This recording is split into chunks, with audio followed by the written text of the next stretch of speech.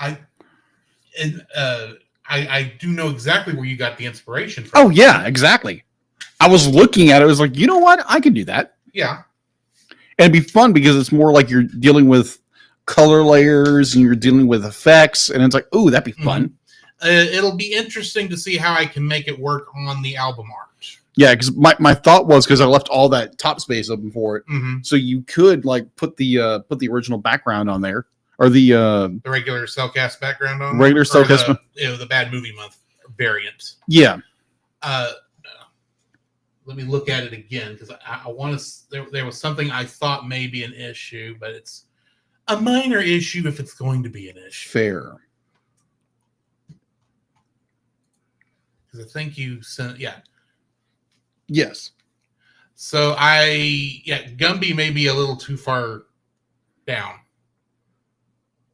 because I have to deal with a square image. Mm-hmm. I don't know. I may be able to work. I may be able to, if I cut part of the unicorn off, that it'll fit on there and maybe enough. Okay. Then I can put the logo here and the title here. I don't know. It'll take some playing. It's just it's a little too tall.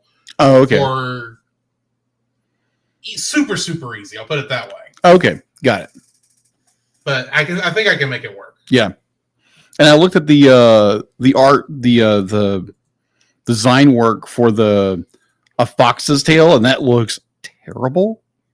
Oh, wait till you see Rhapsody Street Kids. Oh yeah, the next one after that, right? Yeah, that's the one I'm curious how you're going to draw it. Oh my gosh, but I was like, wait a minute, he's got a folded ear. Okay, and then what's the episodes we're doing after that? Oh yeah, the Demon's Quest. Yeah, Ra's al Ghul or Ra's al Ghul. Yeah, we only have 3 after tonight's. Yes, we only have 3 more episodes before we switch to Outlaw Star. Yes, which honestly, be like, I love Outlaw Star because it's a different type of story. Mm-hmm. And you have more. And as much as I'm enjoying Batman, I think you feel the same way. Agreed. We need a break. Yes. And again, Batman the Animated Series is a fantastic series. Oh yeah. And again, if you haven't watched it, go watch it. Definitely. But it's because this is 3 seasons or 4. It's 4. It's supposed to be 4, but they condensed it. It depends on where you're looking. That is true. Some sources will combine season.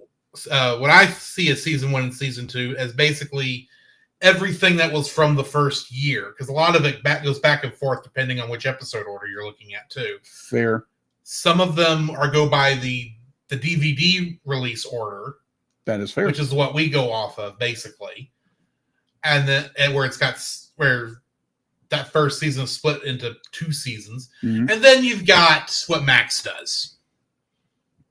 Yeah. 2 seasons. Where's the split?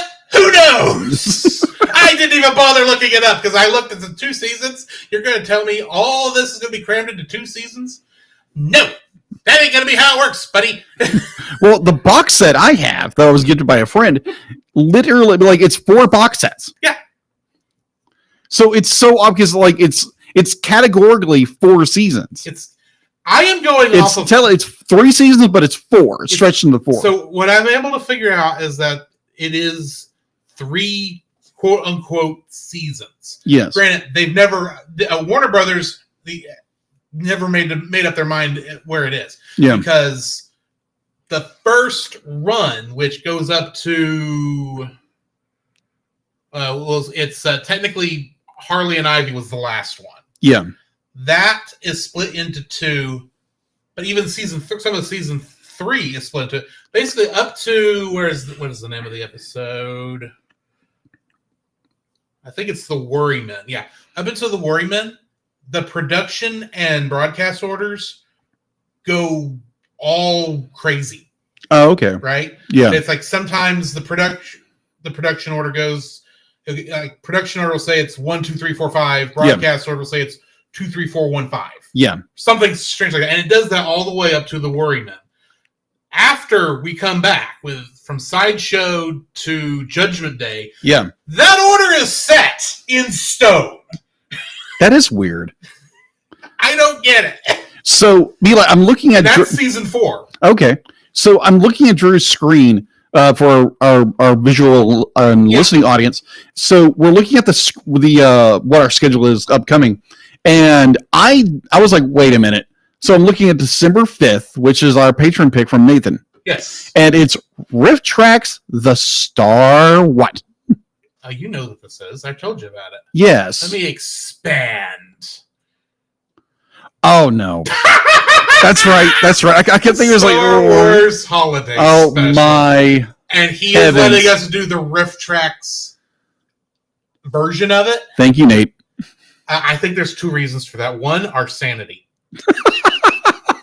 But 2, I totally forgot about that. That is the easiest way to get a hold of it. Is the Riff Tracks one. Fair, because otherwise you just owed the rights to download that legally.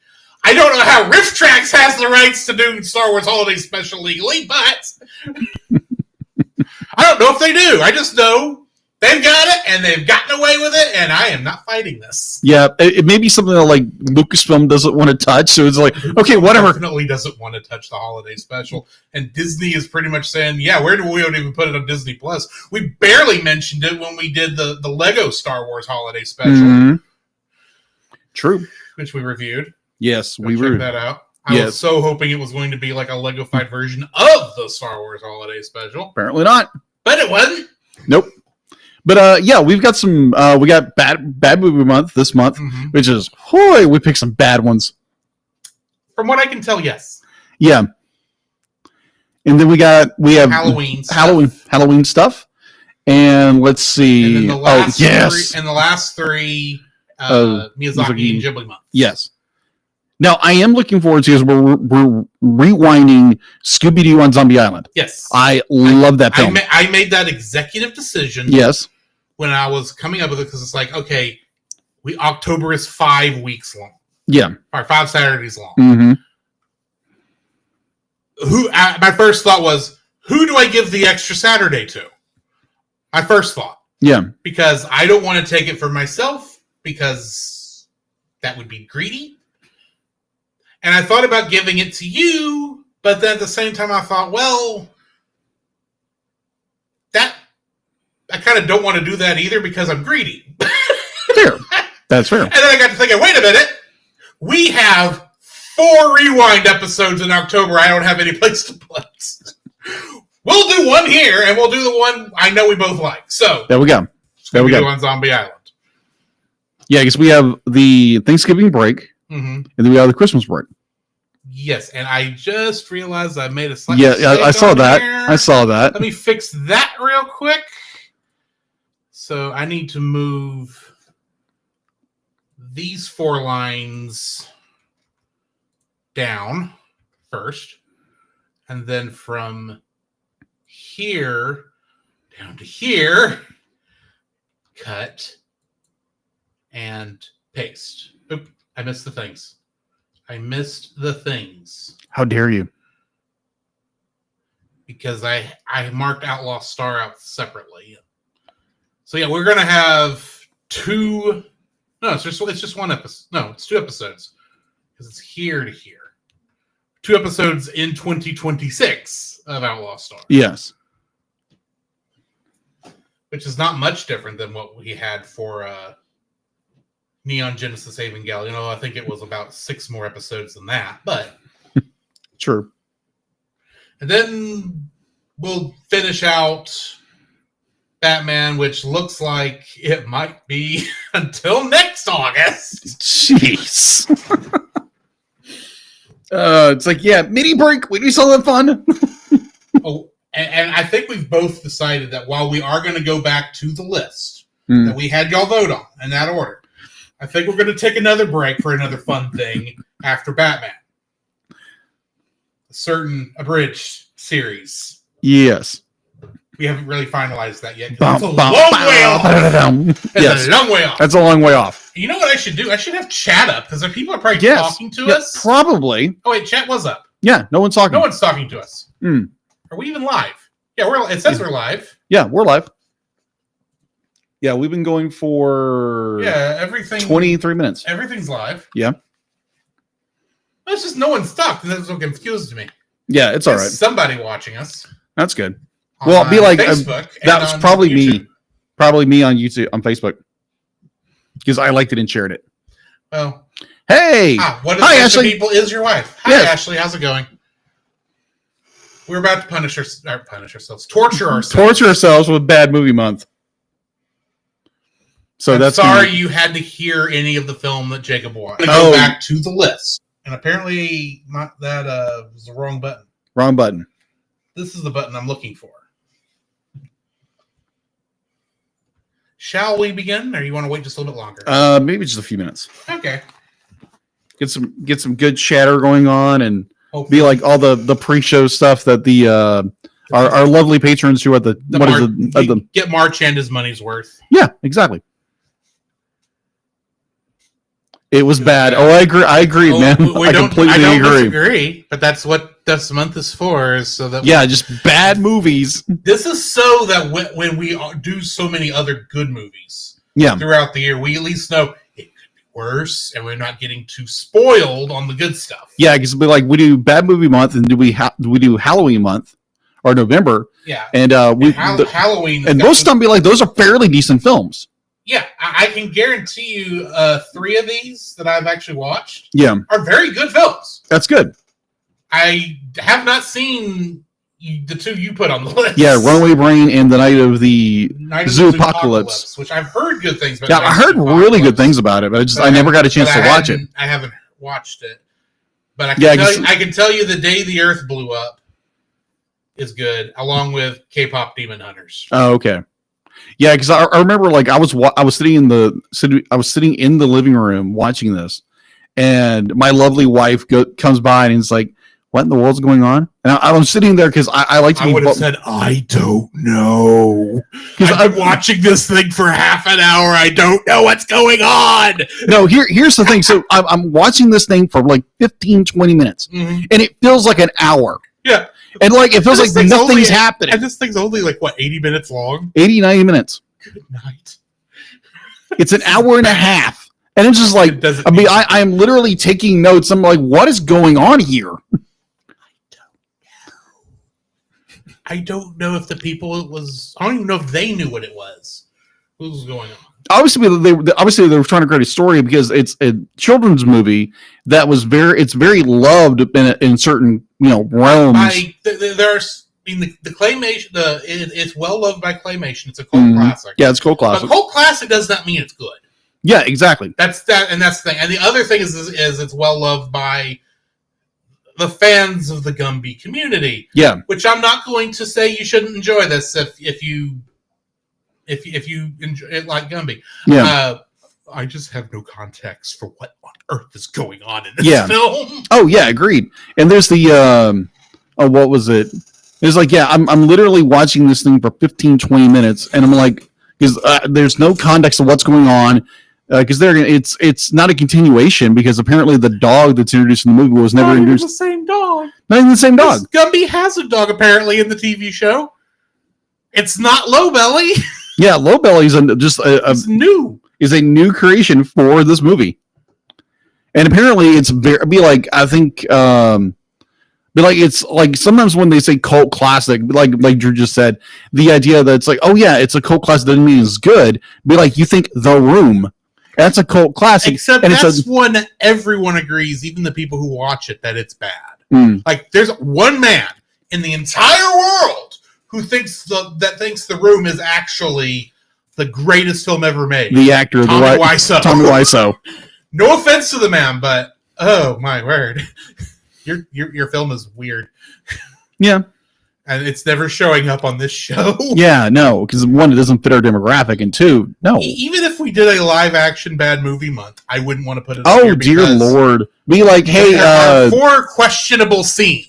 Oh yeah, agreed. They're not done well, but they are very questionable. Well, if that was the case, I would be like, "Hey, Dallas, do you want to come on for a month and just do Bad Movie Month with us?" I'm not torturing him with The Room, because if they did The Room for Bottom Shelf, I would be amazed if they did it.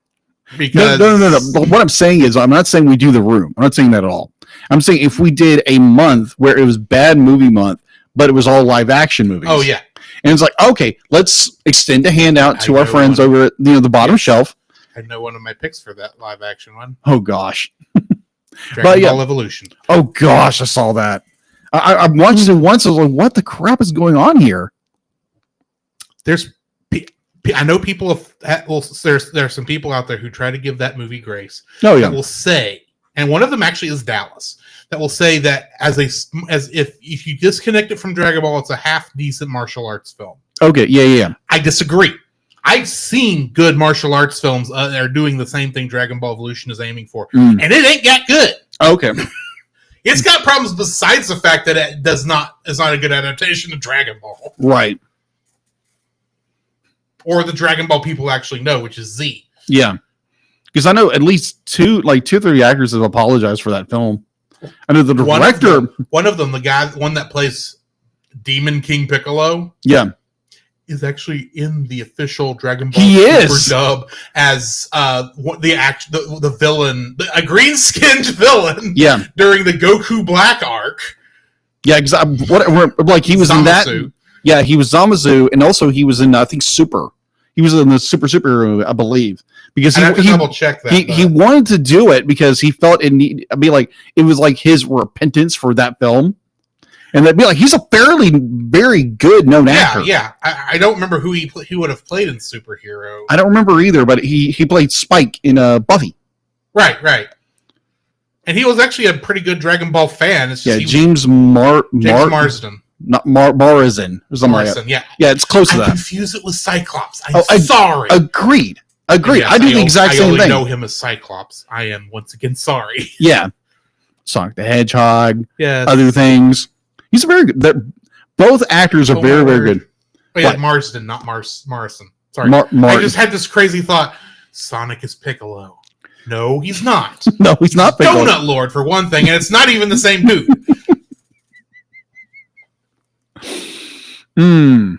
So apparently he's in...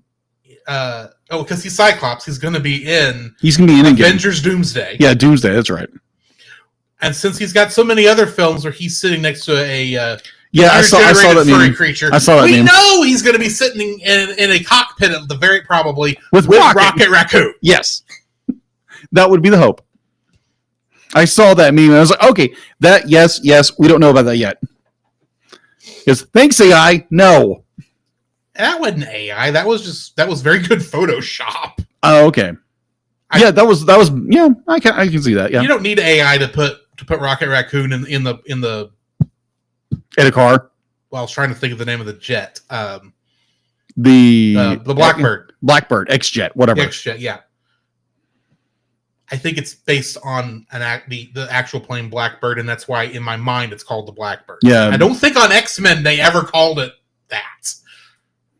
Yeah, I think it was just the X-Jet. Yeah, it was always called the X-Jet, but also the Blackbird. I've heard it both ways. Yeah. Let's get started on this. Yes, shall we? The Cellcast is recorded in front of a live streaming audience.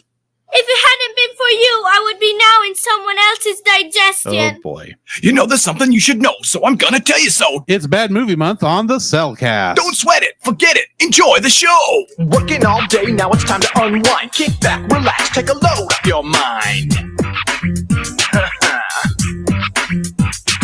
I'll be busting the moves and I'll be busting the rhymes. We'll be busting up laughing cause it's party time.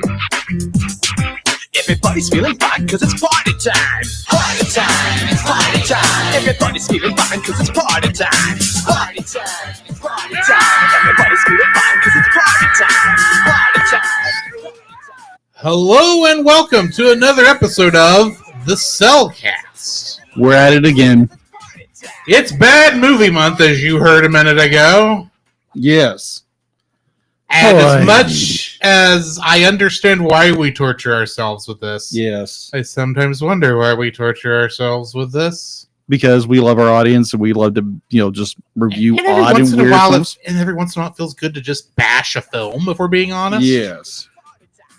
So why don't we go ahead and talk? Well, first I have a question for you. Yes. First off, we're reviewing Gumby, the movie. Yeah, the movie. Or Gumby 1, depending on what source you want to go by.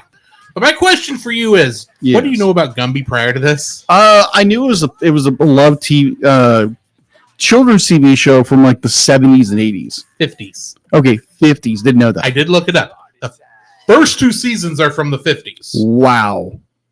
I thought it was from the 70s and 80s. Well, that's the thing. Season 3, which is a little bit of new stuff, but it's a lot of repackaged old stuff from the 50s run, for a total of 99 episodes.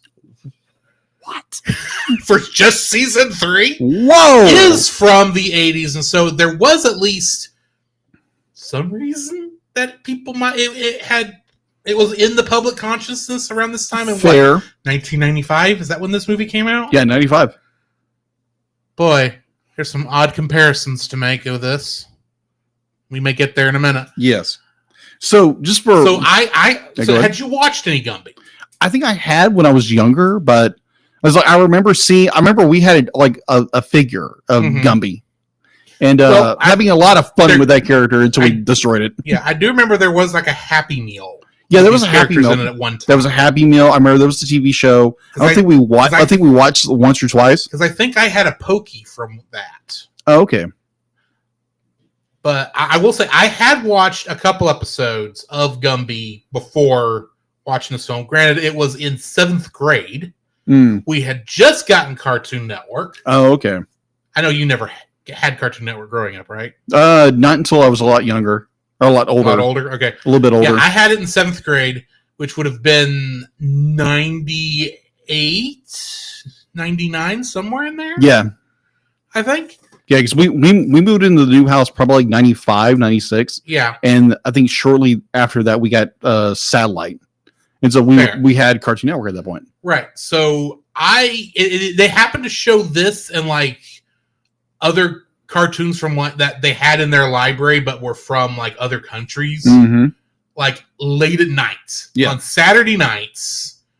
And of course, being a kid, being allowed to stay up till midnight on Saturday nights and not having anything else to watch, but Cartoon Network, I did watch some of this because they did show it at like 11:30, like right before I went to bed, and because it was right after they did all the Looney Tunes things too, like the Tex Avery show and Toonheads and a lot of those things.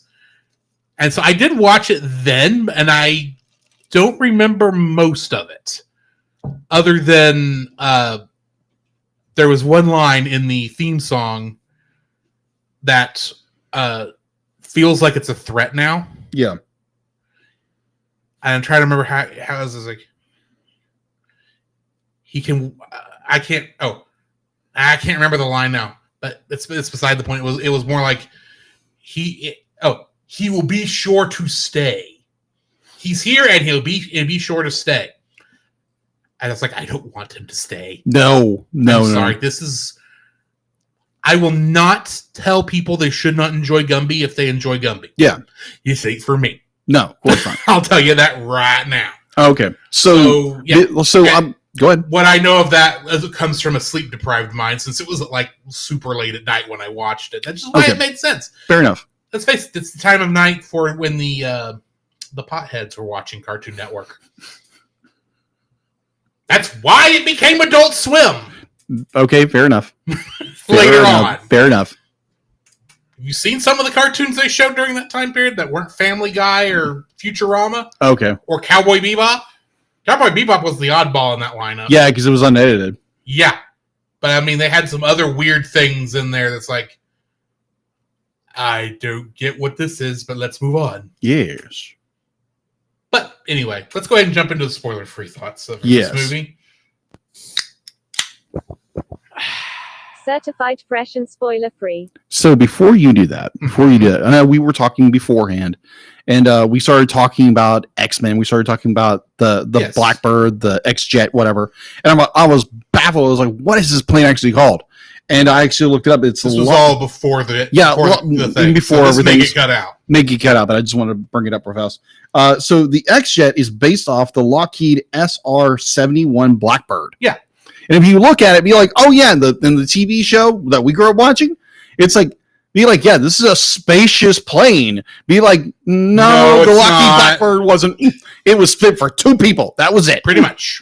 Yeah, just a very But long it looked jet. cool. Yeah, it looked cool. It was a stealth jet back in the 60s and 60s, 70s, 80s.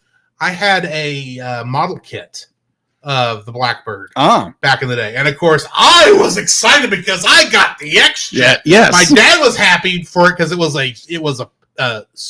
interested in a jet airplane model. That was why he bought it for me. Okay.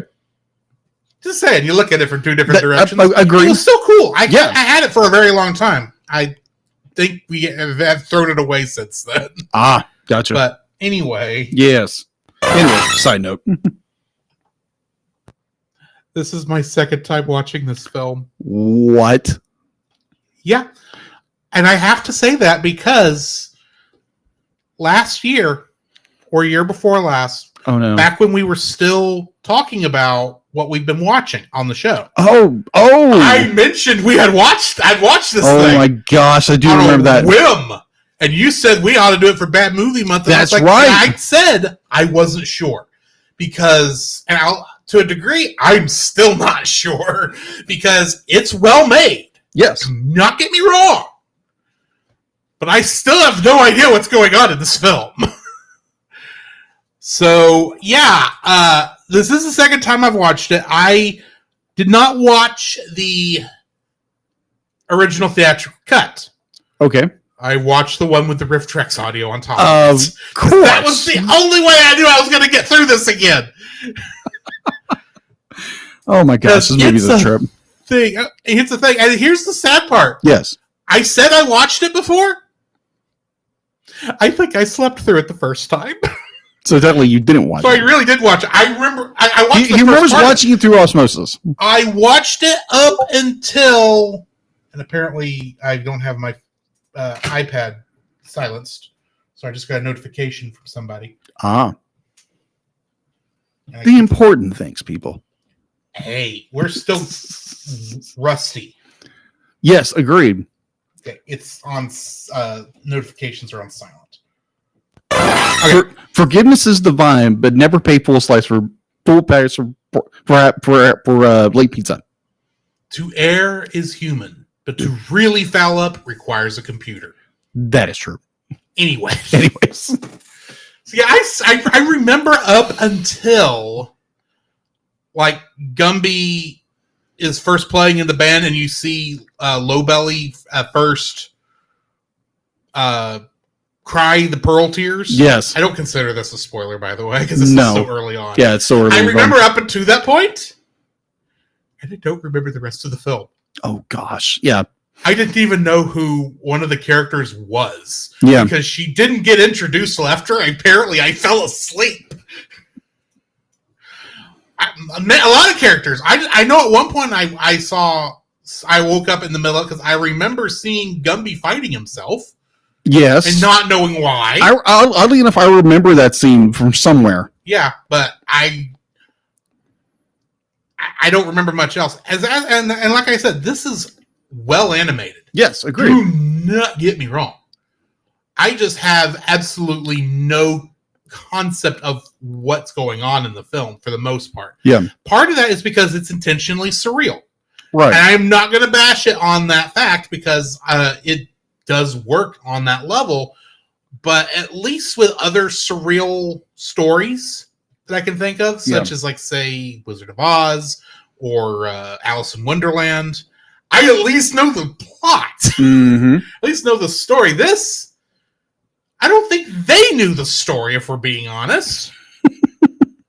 But it's very random in a lot of ways. But yeah, can kids watch it? Yeah, they can watch Absolutely. it. Do you want them to? Depends on how much you can sit through. I'm just going to be honest. If you like Gumby, sure, go right ahead. Yeah, introduce it to your kids. You probably already have at this point. Probably. But for me and my house, we will not. Okay, David. That's my dad. Moving on. No, that's not David. No, it's not. No, it's not. No, All it's right. not. It's Joseph. Either way. Cut that out. That's a good joke. No, there's other reasons. Oh, okay. Gotcha. All right. What are your thoughts? Oh, brother. So again, be like, this is my first time watching this, and I literally was taking notes. I have notes on here. I will read later, like once we get into the review, the review proper. Mm-hmm. That I literally had to stop the film, and it was at 15 to 25 minutes into the film. This movie feels like it's an hour at this point. Mm-hmm. Because how much stuff they're throwing at you. And it's just the most confusing thing I have ever, not one of the most confusing things, but there is a plot there. It's meandering, but it's there. It makes no sense, but the plot's there. There is one. It's just I've got issues with how they tell it. Yes, agreed. Would I recommend this film? Probably not. There again, like Drew said, if you are a Gumby fan and you introduced to your kids, that's great. If it's more like, okay, I want to watch some claymation, go ahead. If you are just like, I'm curious that this is a really bad film, or these guys just don't know what they're talking about, go watch it for yourself and make your own opinion. Agreed. But for myself personally, I don't like it. I know my wife said this is not good, and I have a tendency of agreeing with her on that. This is not a very good film. It's very meandering. The plot is so confusing what's going on, and then it jumps into another thing. It's like, what's going on here? And overall, but I don't like this film. I love the technicality of the film because it's claymation, and I thought personally, I thought it was from the 80s, but apparently it's 95. And so I was like, what? The same year as Apollo 13. Yes, indeed. Just saying. Houston, we have a problem here. Boy, do we ever.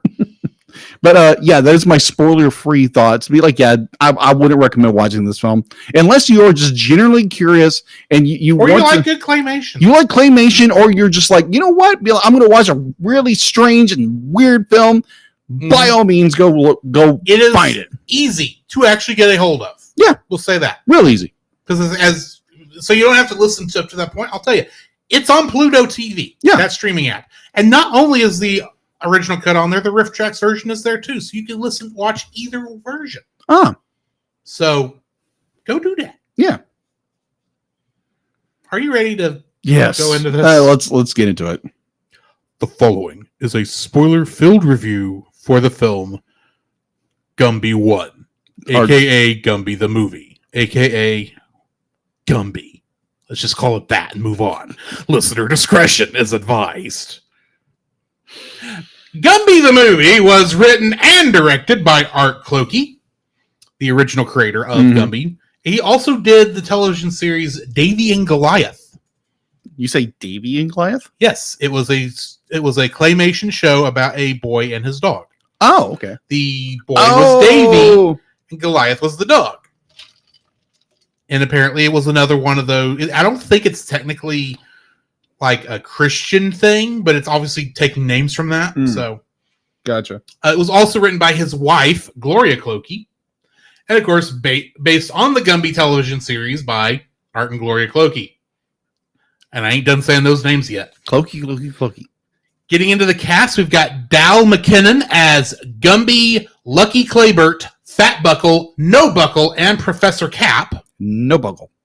And there's some weird names in this movie. Yes, and if I said Archie, would you know what I meant? The comic? Yes, but had a number of cartoons based on him too. Yes. This is the same voice actor that originally voiced Archie. Really? Yeah. Okay. In fact, he was still voicing Archie until he passed away, because this man has passed away by this point. Okay. Art Clokey, yes, that Art Clokey that I've already mentioned twice. Mm-hmm. He is the voice of Pokey, Prickle, and Gumbo, which is Gumby's dad. I finally had to figure out. Oh, yeah, it is Gumbo. And do you know what he's voiced besides this? Nothing. He mostly voices Pokey and everything. Oh, okay. Gloria Clokey. Yes, the same Gloria Clokey I just mentioned earlier. Yes. She's the voice of Goo. And she's only ever voiced Goo. Okay, then. Manny LaCaruba played Finbuckle. This is his only credit. Really? Yeah. Alice Young played Ginger, which was the not the love interest, the not the blue one, but her friend. Oh yeah. Which was so confusing. Yeah. Like, what the crap? In something called, she had 2 credits. One of them being this movie, the other one being something called Princess Clementina, where she played Princess Clementina. It was a theatrical short from like the 40s or 50s, somewhere in there. Oh, okay. Oh, this is the only other thing she's done. Oh, okay. Janet McDuff was the voice of Gumby's mom. She does show up in this film. She does show up in the film. I don't remember her saying anything, but she was credited, so I went with it. She is actually in the art department for the original television show. Oh, okay. Patty Morse is Tara, a.k.a. the one that drives Gumby around at the end of this film. Oh. It's technically the love interest. Oh, yeah, love interest. Okay. This is her only credit. Lastly, Bonnie Rudolph plays Lowbelly and the farm lady.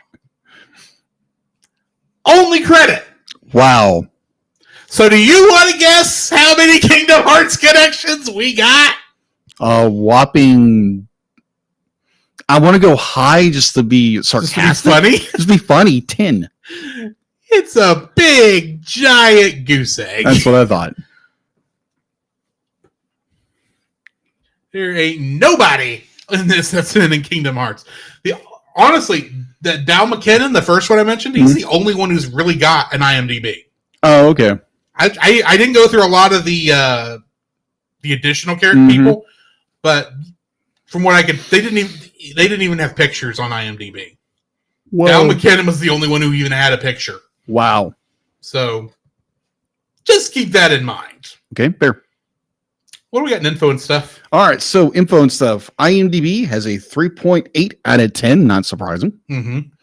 Rotten Tomatoes, and this one is not surprising by the reviewer and audience score.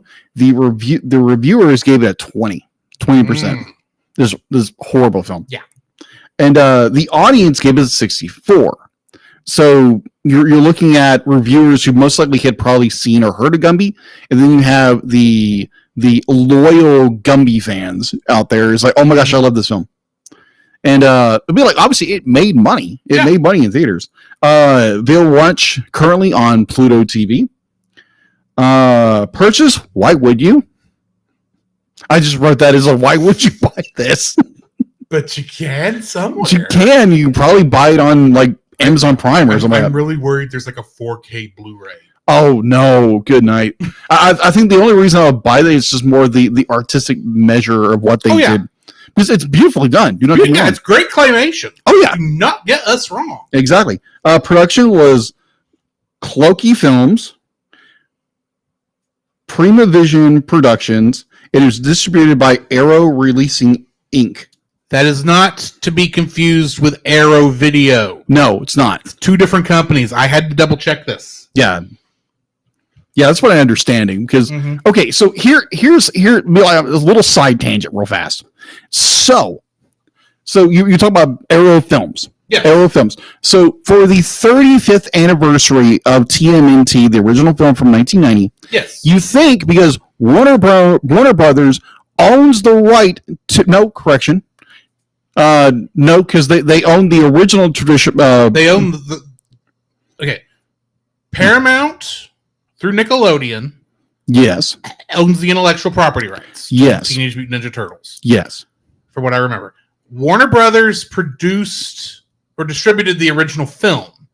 Technically, they did not produce the film, as one has to remember. The original Teenage Mutant Ninja Turtles film is the most expensive independent film ever made. So to help, it had nobody helping it. Yeah. So originally, the film was produced through New Line Cinema, same guys who did Freddy. But they came out from under it. Yeah, they came out from under. But either or. So New Line was purchased by Warner Brothers.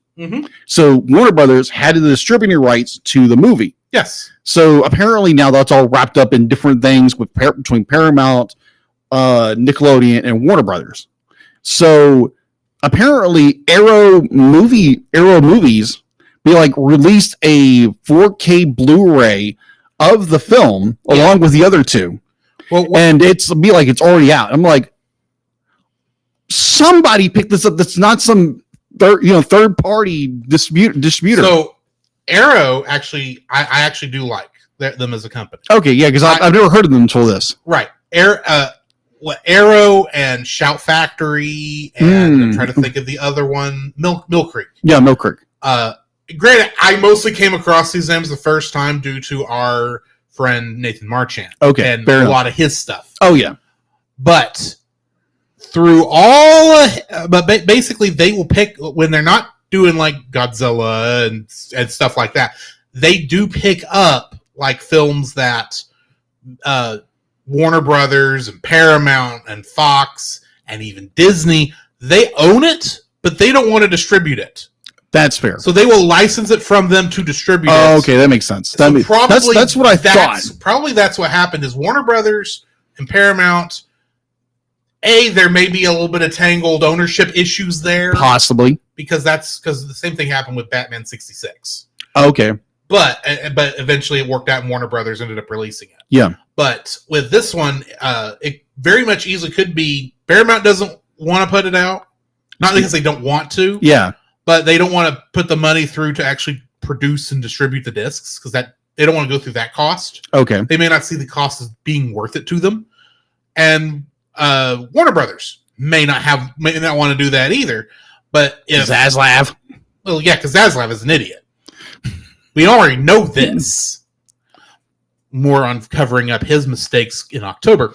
But more than likely, what I'm guessing happened with that movie in particular, yes. and this is a guess, yes, they were both willing to license whoever owns the distribution rights technically, which who knows if they even know.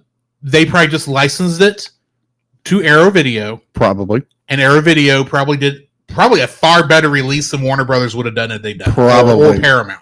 Yeah, because all I've seen is like great reviews of this. Be like, you try to buy it on Amazon, it's gone. Mm-hmm. Be like, or pre-sales are gone. Remind me after the stream. Okay. I'll go get you my copies of Gamera. Because they were done by Arrow Video, and you can see the kind of quality we're probably talking about. Oh, okay, yeah. This is not like standard cases. Okay, yeah. Because I actually puts a lot of work into it. Yeah, because I've seen what they've done with them. They look incredible. It's just more you can't hold them. Well, hopefully Arrow Video movies will release them in singles for people to actually buy them. Because I will buy 1 and 2, no problem. 3, maybe not so much. Well, I mean, you might as well complete the collection. That is true, but then you got to buy TMNT, and TMNT is a good film. But it's a good film, but that's Warner Brothers, I think, technically. Yeah, it's Warner Brothers. Yeah, it's Warner Brothers because it was made by Amagi, which only made one other film before they went under. Yeah, and I don't remember what that other film was. I don't remember because I think we reviewed either way. Yeah, either or. Side changing over. Yes. All right. So back to info and stuff. Runtime is 90 minutes. This could have been 30 minutes and perfectly done. But that's just me. What do you expect for a bad movie month? That is true. Questionable decisions. That's true. Release date was October 4th, 1995. Mm-hmm. Now, on a side note, I wrote in caps, it feels like more of a 1980s film. I just realized something. What was that? 95, 05, 15, 25. Next month will be the 40th anniversary of Gumby the movie. Oh, help us. Yeah, no, we are not doing a 40th anniversary of Gumby the movie. This is the closest you're getting. Not going to happen. This is the closest you're getting. Yes. Now, hold on. Now, no. I am not live streaming this. Just retract it. Limits. I do not want to watch this film again. What? You want to entertain our fans? Oh, we can entertain our fans. I got a selection of stuff we could throw in here. Not gotcha. This. Okay, fair. Other things to torture ourselves with. Fair. So I've got the Christmas movie I thought about putting on here until I decided to put Rap City Street Kids on our list. Gotcha. You're worrying me, brother. You're worrying me. All right. So, box office. Gumby, the movie, was released on October 4th, 2000. Good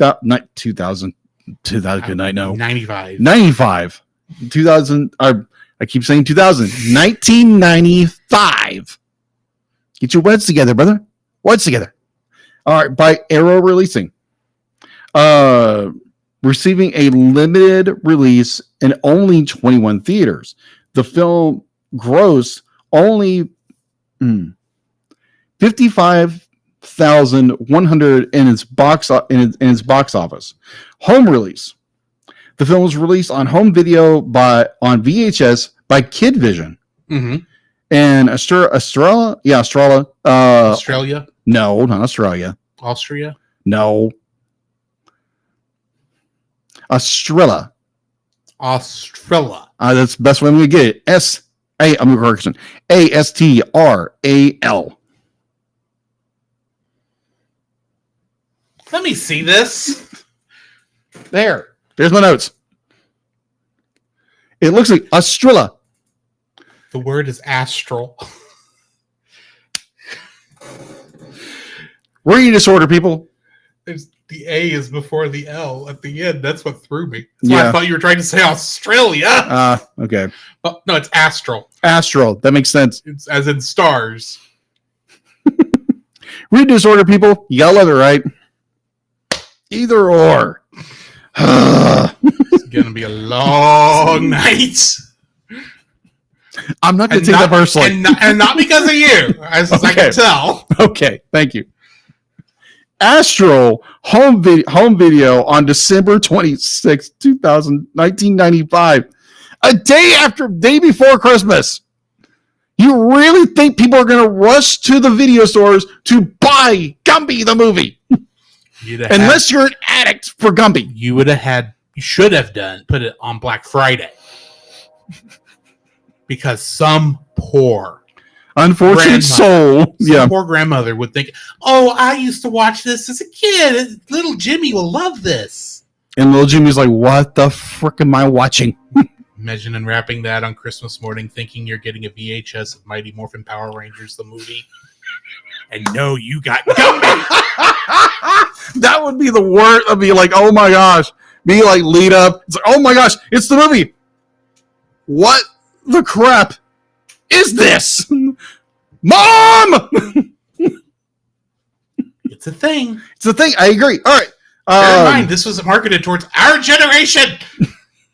You're not kidding. Oh my gosh, I feel old. Yeah.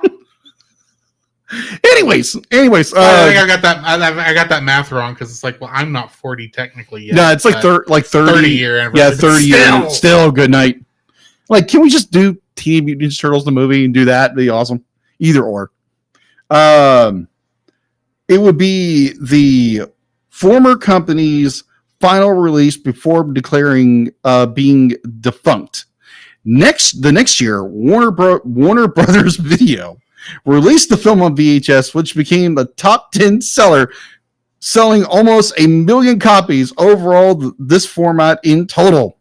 It was released on DVD by Classic Media on April 22nd, 2008. Mm-hmm. In Circle Entertainment released the film on Blu-ray on September 5th, 2017.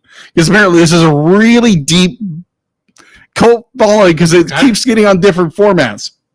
And last but not least, Riff Trash released their own commentary on the film on May 28th, 2021. And apparently there was a sequel to this thing.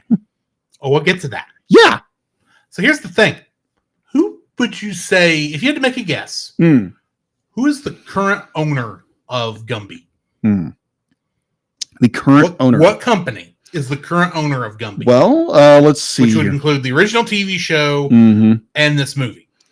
And any other official connected material. Well, let me see. Let's see. Warner Brothers picked it up in... When was that? I will give you this much of a hint. You did not say their name. Okay. So because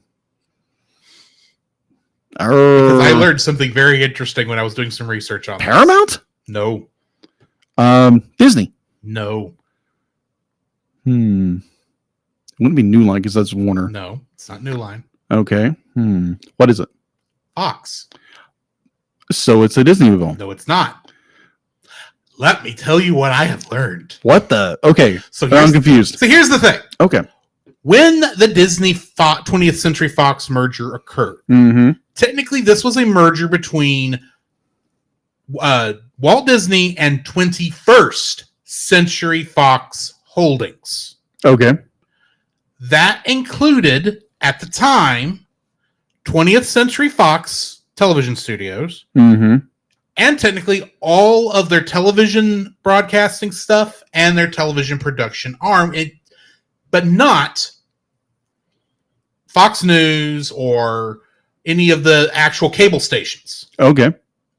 That stayed with News Corp. Yeah. Which was the company that owned 20th Century Fox for a long time. Yeah. But here's the thing, that's not the same News Corp as the News Corp that originally was that was the original one. Yeah. So legally, 21st Century Fox Holdings that Disney bought is the original News Corp. They changed their name when they decided to make the split. This other News Corp is an entirely different company, but it's all still owned by Murdoch. Oh, okay. Roger Murdoch? That's a different guy. Yeah, that's a different guy. That's a guy on the 18. Yes. No, Rupert Murdoch. Rupert Murdoch. All still owned by him and his family. Kind of a sleazy guy, but yeah. So in 2021, Fox, who, by the way, I looked legally for the first couple years, Disney could still use the name Fox on their stuff. Okay, that makes sense. They legally can't anymore because part of the deal in the purchases, they had to phase out the Fox branding on all their stuff. That's why they became 20th Century Studios. Yes.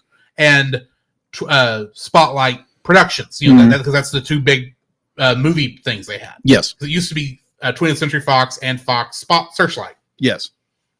Yeah, Searchlight Films. Got it. Legally, while all the cable channels were originally, except for the Fox branded, the specific stuff Murdoch wanted to keep, was originally part of the 21st Century Fox stuff, because Disney could not actually purchase that stuff because of FCC rulings. That all got transferred back over to him, which included most of the television production line. Now, here's the thing. How many television productions do you think they've actually put out in the past 5 years? No idea. They've put out stuff. It's nothing you've heard of. Oh, okay. Unless you watch Fox Business or Fox Sports Network or any of those stations. And technically they are part owners of Pluto TV. Okay. But one of the things they bought after the fact was Gumby. And I can't find a reason why they decided to buy it. They don't have a station to play it on. Other than putting it on Pluto TV. So 20th Century Studios is all owned by Disney. Okay. But Fox is still owned by News Corp. Oh, okay. Got it. Okay. So that makes more sense. Okay. Right. I figured that I was trying to figure it out because I was going, this is what I was trying to do the research, trying to figure out what Gumby I had watched, because I was convinced I didn't watch the original series. I must have watched some late spinoff. Right. And only to find out I did watch the original series. It was just the third season that was made in the 80s, which included most of first and second season as a part of its run. Fair. Gumby, you're weird. No matter what I approach Gumby with, it's weird. So yeah, Gumby is owned by Fox News. In a way. That is completely and bafflingly weird. Yes. Yes, it is. Owned by the same people who make the current Duck Commander show based off of Duck Dynasty. Okay. God, I thought that was... There's weird connections everywhere. That is weird, because that's A&E. Duck Dynasty is. Okay, so Duck Commander, which is technically a sequel. Oh, that makes sense. Show is not technically connected at all to Duck Dynasty, except it's got all the same people in it. Yeah. So that's not baffling at all. Either way. So Gumby's a Republican. Well, he does support big business. He did save the farms. He did save the farm. That's true. Speaking of which, by making loans on these people and making money off of them. he made money. Yeah, he made money. Yeah, he made money on this. Bear in mind, I consider myself more conservative than any other political argument. Fair. Take this whatever you want to. I don't care. This is not a political show. True. It's not the point. But at the same time, why don't I get into the summary? Yes, get into the summary, please. When the Blockheads EZ Loan Company threatens to take away the farms belonging to the small farmers due to being unable to make their loan payments, here comes the confusion part. Gumby and his band, the Clayboys, decide to have a benefit concert to save the farms. However, the evil Blockheads find out that Gumby's dog Lowbelly cries pearls when he sees the Clayboys perform. The Blockheads decide to kidnap Lowbelly and force him to cry pearls, initially unaware that Lowbelly is only crying whenever Gumby changes shapes. After discovering... That's not right. Yes, it is. Hold on. I thought it's it was not clear, but I watched it. It's only when Gumby changes shapes, so they switch over and you see Lowbelly crying the pearls. Oh, wow. That's so dumb. So dumb. After discovering that they need Gumby to extract the pearls... They kidnap Gumby and the Clayboys in order to create robotic clones of them. Oh my gosh, they can't even play right. With the help of Pokey, Prickle, Goo, fans Tara and Ginger, and talent agent Lucky Claybert, as well as his father, Gumbo, and his pet bee, Grooby. Pet bee Grooby? Yes, pet bee Grooby. Oh, okay. You know, the thing that built that caught the blockheads at the end. Oh, yeah, that. Gumby takes on his robot clone and is still in time for his videotaping session in agreement with Claybert. At a picnic, Gumby announces that he is opening his own farm-centered loan company that will give reasonable loans for its customers with the help from Claybert. To punish them for their evil deeds, the blockheads are forced to weed Gumby's garden. After the successful concert, Gumby and Pokey head back to outer space, feeling triumphant, knowing their efforts have saved the farm. Yes, I said they returned to outer space, because the beginning of this stupid film starts on the moon with an alien watching the television show! And I'm like, what? Hang on. I know. I want to get into my first dislike really bad right now, but I still have trivia. Okay, go into trivia. So here's the first bit of crazy trivia. Michael Jackson was approached about providing music for this film. I'm not surprised. It fit perfectly for this film. It would have, because it's about that nuts. Well, it's 95. Let's say that. That's all we need. Gumby moonwalking. Lucky Claybert is based on Groucho Marx and W.C. Field in appearance and voice, respectively. No. Production on the film was completed in 1992, 4 years after production began. Oh my gosh. But Primavision was unable to find a distributor until 1995. I'm not surprised. When they found a small film studio called Arrow Releasing. Also, after the film's completion, most of the animators who worked on the film went to work on Henry Selick's The Nightmare Before Christmas. I can see that. Mm-hmm. Despite the title, there was never officially a Gumby 2. Unofficially, there is a fan-made sequel named Gumby 2 Dead by Dawn. Oh my word.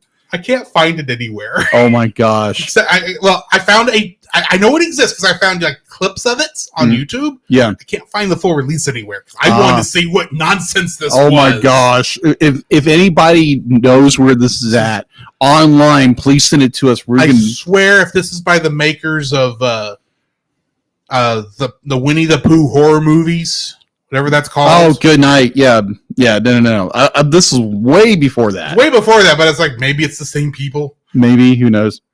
Anyway, moving right along. Tick-a-doom.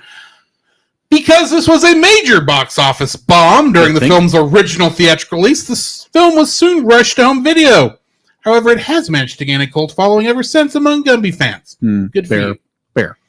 This features the directorial debut for Gumby creator Art Clokey. It was also his final film, and Dal McKinnon's final film. Yes. KBLM, the call sign for fictional radio station that doubles as the Blockhead's lair, is also the call sign for an independent television station in Orange County, California. The station launched in 1999, 4 years after the film was released. I wonder if they played this film. Oh, who knows? Goo is seen in her crawling position from the original series early on as she is going to feed Lowbelly. Throughout the rest of the film, she's standing on her own two fins. Yes, you heard me right. Her fins. Yes. Which made no sense. Because you wouldn't know it by looking at her. She's a mermaid. Yeah, she's a mermaid. On land. I was like, wait. And can fly. And spit water. Apparently. Or blue goo. Or blue goo of some kind that may be from her body. I don't know. Yeah. Weird. Gumby's sister Minga and Tilly the chicken appear in this movie, but neither have any dialogue. Wait, what? The chicken can talk! Gumby has a sister who's a chicken? No, the sister's not a chicken. There is a chicken in the film named Tilly that okay. Apparently, gotcha. Apparently can talk, but it's basically the one that kind of looks like Gumby's mom, but has his dad's coloring. Oh, okay. That character. Oh, okay. Yeah. Minga. Minga. Okay, gotcha. Okay, that makes sense now. I was like, wait, she's a chicken? No, but there is a chicken, and neither the chicken nor the sister talk. Which the chicken can talk. Which at that point you sounded like a chicken. If the very end of the closing credits are counted, because apparently there's an after credits scene that I missed that I'm not looking back up. That's fair. Pokey utters his catchphrase of "Holy Toledo" a grand total of 5 times throughout the film. Okay, then. And that's all I've got for trivia. Oh, my word. I'm going to play this because I have a suspicion we're both going to need it. Oh, probably. Master activated. This audio clip owned by Nate Marchand of the Monster Island Film Vault. For more information, please go to monsterislandfilmvault.com. My first, and we are starting with dislikes because this is bad movie month. Mm-hmm. So my first dislike for this film is I can't tell who it's made for. Because that's so true. Here's the thing. The demographic of this is so weird. Here's the thing. This movie, like I said, has 2 names. Either Gumby 1, which is what it says on the title screen. Yes. Or, like it says on everywhere else, Gumby the movie. Yes. Now, this implies, anywhere else you'd see either of these things, this implies that even if it is based on another property, that with the name like 1 or the movie, yes, this is meant for people who maybe have, this is meant as a jumping on point for the franchise. If you've never seen Gumby before, this should be a good spot for you to get on it, right? For to try it, see what it is. Yeah. This movie assumes you know who Gumby is, you know who all these characters are, and what they're all capable of doing because they never say who any of them are except when someone happens to mention their name. Yeah. Okay. So it's meant for people who have watched Gumby before. When did Gumby last show up? Fans. It was first aired in the 1950s. Mm-hmm. It's as old as Godzilla. And it played in the 80s. So at least one can assume that grandparents and maybe some parents may have been familiar enough with the product to introduce it to our generation. Which is, it was our generation. That was of the era when this came out. That is true. Ladies and gentlemen. We were young teenagers at that point. Well, I was 10. Okay, preteen. So yeah. Ladies and gentlemen, I have no idea what's going on. I had no idea who any of these characters were going into it, except for Gumby and Pokey. I didn't know who Goo was. I didn't know who Pokey was. I was like, oh, the horse. Yes, I knew who Pokey was because I had a Pokey toy. That's fair. So I knew who Gumby was, and I knew who Pokey was. I didn't know that they could walk into books. I didn't know who the blockheads were. I still want to know why there's only 2, and they both have a J. One has a J on their head, and one has a G on their head. Where's the rest of the alphabet? I am curious. Not enough to look it up, but I'm curious. I'm not going to look it up because I'm fairly certain there's no answer. I don't know who Goo is, or I don't know who Prickle is. As far as I knew, the Buckles, Low Buckle, High Buckle, and No Buckle, I thought they may have been from the show. Guess what? They were created for this movie. They didn't exist before this movie. I had no way of knowing this. And remember, let's talk about how this movie starts, right? Yeah. You get the opening credits, Gumby 1. I hate that name. You get all the credits, and then the camera comes down, and we see an alien watching the original Gumby television opening. I had to look it up. That is the original Gumby television opening. That's fair. Now, granted, I say it's an alien. All we see is a tentacle grabbing popcorn. Yeah. Behind the thing. And all of a sudden, rising up from the television up into the sky is one of the monoliths from 2001: A Space Odyssey. You're not kidding. And then it splits into a green monolith and a red monolith. And then it flies through space to Earth to a mall that I'm assuming is named Gumbasia. Because the word Gumbasia is on every frickin' thing in this town. Bear in mind, one of the buildings in this mall is already in the shape of Gumby. Yeah. And you think, okay, maybe this is just some weird, interesting thing they're doing. They're not going to go too far into it. It starts with the red clay landing first, and Pokey comes out, and he watches the green clay fly off over and says, "Aw, man, I thought he wanted to land here." And then it just goes. It's like, who are you? I know you're Pokey. Who are you? I don't know who you are in reality. I just know your name's Pokey. Mm-hmm. All of a sudden, these three people in an old toy car roll up and go, "Hey, have you seen Gumby? Did you just see him fly overhead?" Mm-hmm. He says, "No, I don't know where he's going." "Well, if you see him, don't remind him of this thing." And then for the first 15 minutes, this movie is not about Gumby. It's about Pokey being mad at Gumby for leaving him and not wanting to do things with him. Eventually runs into characters we learn later are named Goo and Prickle. And they're going down this random slide for some reason. And then they get combined into this monstrosity of clay. Word. And have to be taken to a hospital where they get this weird... This has nothing to do with the film. I'm being honest. Mm-hmm. This has nothing to do with anything. It's maybe trying to introduce the characters. We do at least get Goo and Prickle calling each other by name. Mm-hmm. But I don't know who they are. I didn't know who Goo was. I can at least tell Prickle's a dinosaur. But Goo, I just thought she was a blue lady with yellow hair.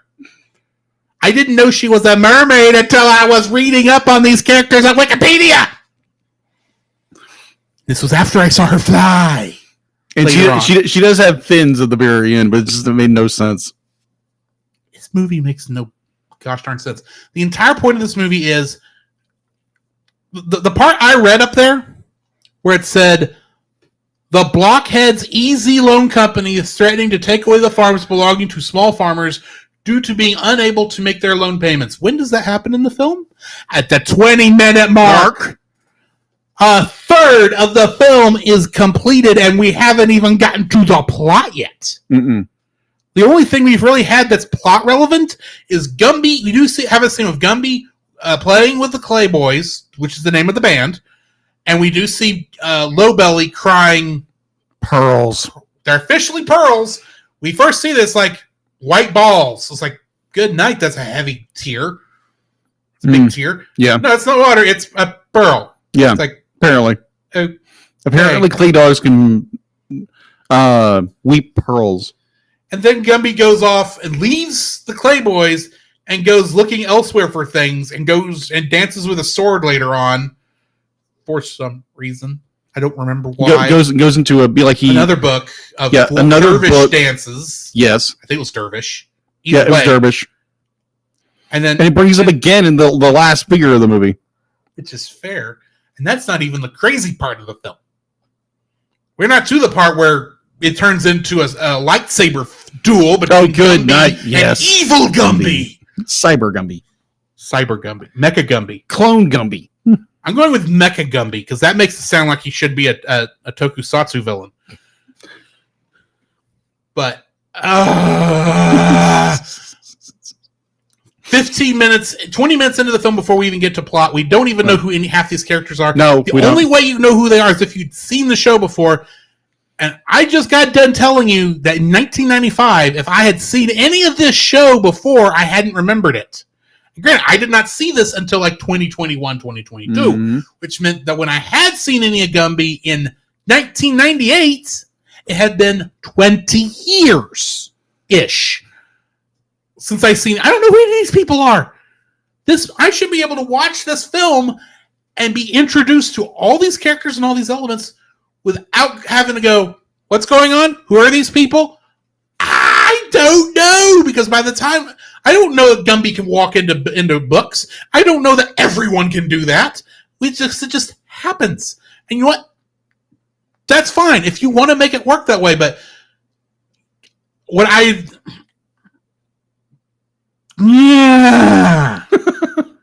this film makes my head hurt. That is understandable. Because no matter the quality of the animation, yes, no matter the quality of character development, or what thought went into the plot, because the first 20 minutes is utter nonsense that when you're trying to figure out who is who and what is what and who's main characters, who's the side character, it doesn't tell you anything. It just assumes you know who this are after you just saw them fly through space and then not talk about it. Fair. I get that it's surreal, and they're not. And their first guess is not to explain anything. Yes. And I have gone back and watched like the original opening and like the third season opening. So I see the characters coming in and out of clay blocks. I get that they are literally clay people, and they do anything that you can do kind of with clay. I get that. Now I've got the album Creed by Human Clay in my head. It's just better. This movie does not give me anything to work with at the beginning. So by the time you get to what I would call the cool part of this film, I already don't care. So yeah, my first dislike, I don't know who this movie is for, because it's certainly not for anybody. It certainly wasn't for the generation that would have been of age when it came out, which was our generation. Yeah. Because I have no idea who any of these people are. Again, I don't think any of my of the Zennials would have known who these people are. Zennials, Millennials, Y generation, whatever. Yeah. Gen X may have remembered him, but Gen X would remember him, be like our generation didn't. Yeah. So be like, I'm going to go into not a tangent, but I was like, can you buy the Gumby movie? And you can. It came in at $10. $14? Yeah, $14 on Amazon. That's wasted money. Edwin Gonzalez in our YouTube chat is saying, most I've seen of Gumby, or I clicked the wrong one. Sorry. Most I've seen of Gumby was Eddie Murphy on SNL. Fun fact, that Eddie Murphy bit on SNL is why Gumby came back on television. Oh, that makes sense. Because that got it in the popular thing again. Yeah, but in the popular zeitgeist at that point. Wow. Archie Steph says, I grew up with Gumby and Pokey the movie. Fair enough. Fair. Be like, hey, if you enjoy it, by means. But I don't know if I ever watched the regular show. That's also fair. Fair. Granted. Oh, and then she says, lol. Like I said, this is me looking at it with nearly 40-year-old eyes. Okay? I don't know who any of these things are. I know of Gumby. I have respect for Gumby as early television claymation, but this is not my show. That is and fair. This is not my movie. That is and there's fair. so much chaos in this that I can't follow it. So yeah, so I can definitely see be like they saw that Gumby had become popular in the zeitgeist, so it's okay. Let's make this a movie. But the problem was be like, so if you have an IP that is be like you say Top Gun. The movie was made back in the 80s, and they back in 2023, I believe, they did Top Gun Maverick, which is a phenomenal success because the zeitgeist of the popularity of Top Gun never left. Gumby had, yes. So you had Gumby who left in the 80s, and people didn't remember what it was until it kind of became a meme or whatever back in the 90s. And like, oh, let's do that, and no one cared. Let me just say, I am actually fine with them bringing Gumby back. Yeah. Okay. What I think they should have done was I wouldn't call it a prequel story per se, but give me a story where Gumby and Pokey are meeting for the first time. Okay, that works. And make it like that, and it's like Gumby's first adventure. I would be fine with something like that. That would give you an excuse to meet everybody and all this kind of cool stuff. And now, maybe not even do that, because here's the thing. We have a new character who can sit in as an introductory character to be our eyes in the universe. We have Tara. True. This story pretty much Tara's like a major character throughout this whole story because she's Gumby's girlfriend by the end of this thing. She starts off as a fan, ends up. What if you start the story about her and she and Ginger meet for the first time, and she says, "Hey, you want to go to see this cool band?" And then that's how you get into the rest of the film, where they go and see Gumby. And then you get that good setup, and it gives you like, oh, this is what's going on. You're not feeling like you should know all this stuff and don't. Yeah, you're doing a lot of catch up. Yeah. So I had the funniest idea in the planet ever since you gave us this great information, like who actually owns the rights to Gumby right now, which is Fox. Yeah. My thought was be like, if Fox did it right, they could do a movie, because they're the ones who do Fox News and all that. My thought is that they could do a Gumby movie, but it's Gumby trying to save conservatism, to bring America back to whatever. That's what I keep thinking. Make Gumbasia great again. Oh my gosh! Oh my gosh! And that's as political as we're going to get, because I don't follow either. I don't really care about either party at the moment. Oh, I agree, but I thought that was the funniest thing in the world. Be like, I'm going to save democracy. Either or. My first dislike. Okay, so before I get into my dislikes, I want to share my notes, because I was so freaking, again, Drew, same thing, be like, had no idea what was going on. So I'm literally writing notes, because I kind of took a cue from our friend Nathan over in Monster Island Football. And I literally, here's my notes. Apparently Gumby and his Gumby horse friend are aliens. Apparently. Gummy horse is grumpy. Gummy simply disappears. I thought this was the main plot. Nope. Gumby horse is oblivious to everything around him. Firehouse and slips, and he disappeared. Gumby horse, yellow dinosaur, and woman do the fusion dance after colliding with each other on slide. Hospital experiment on clay patients. Loan officers are foreclosing on old people's farms for no explanation, and their children still live with her.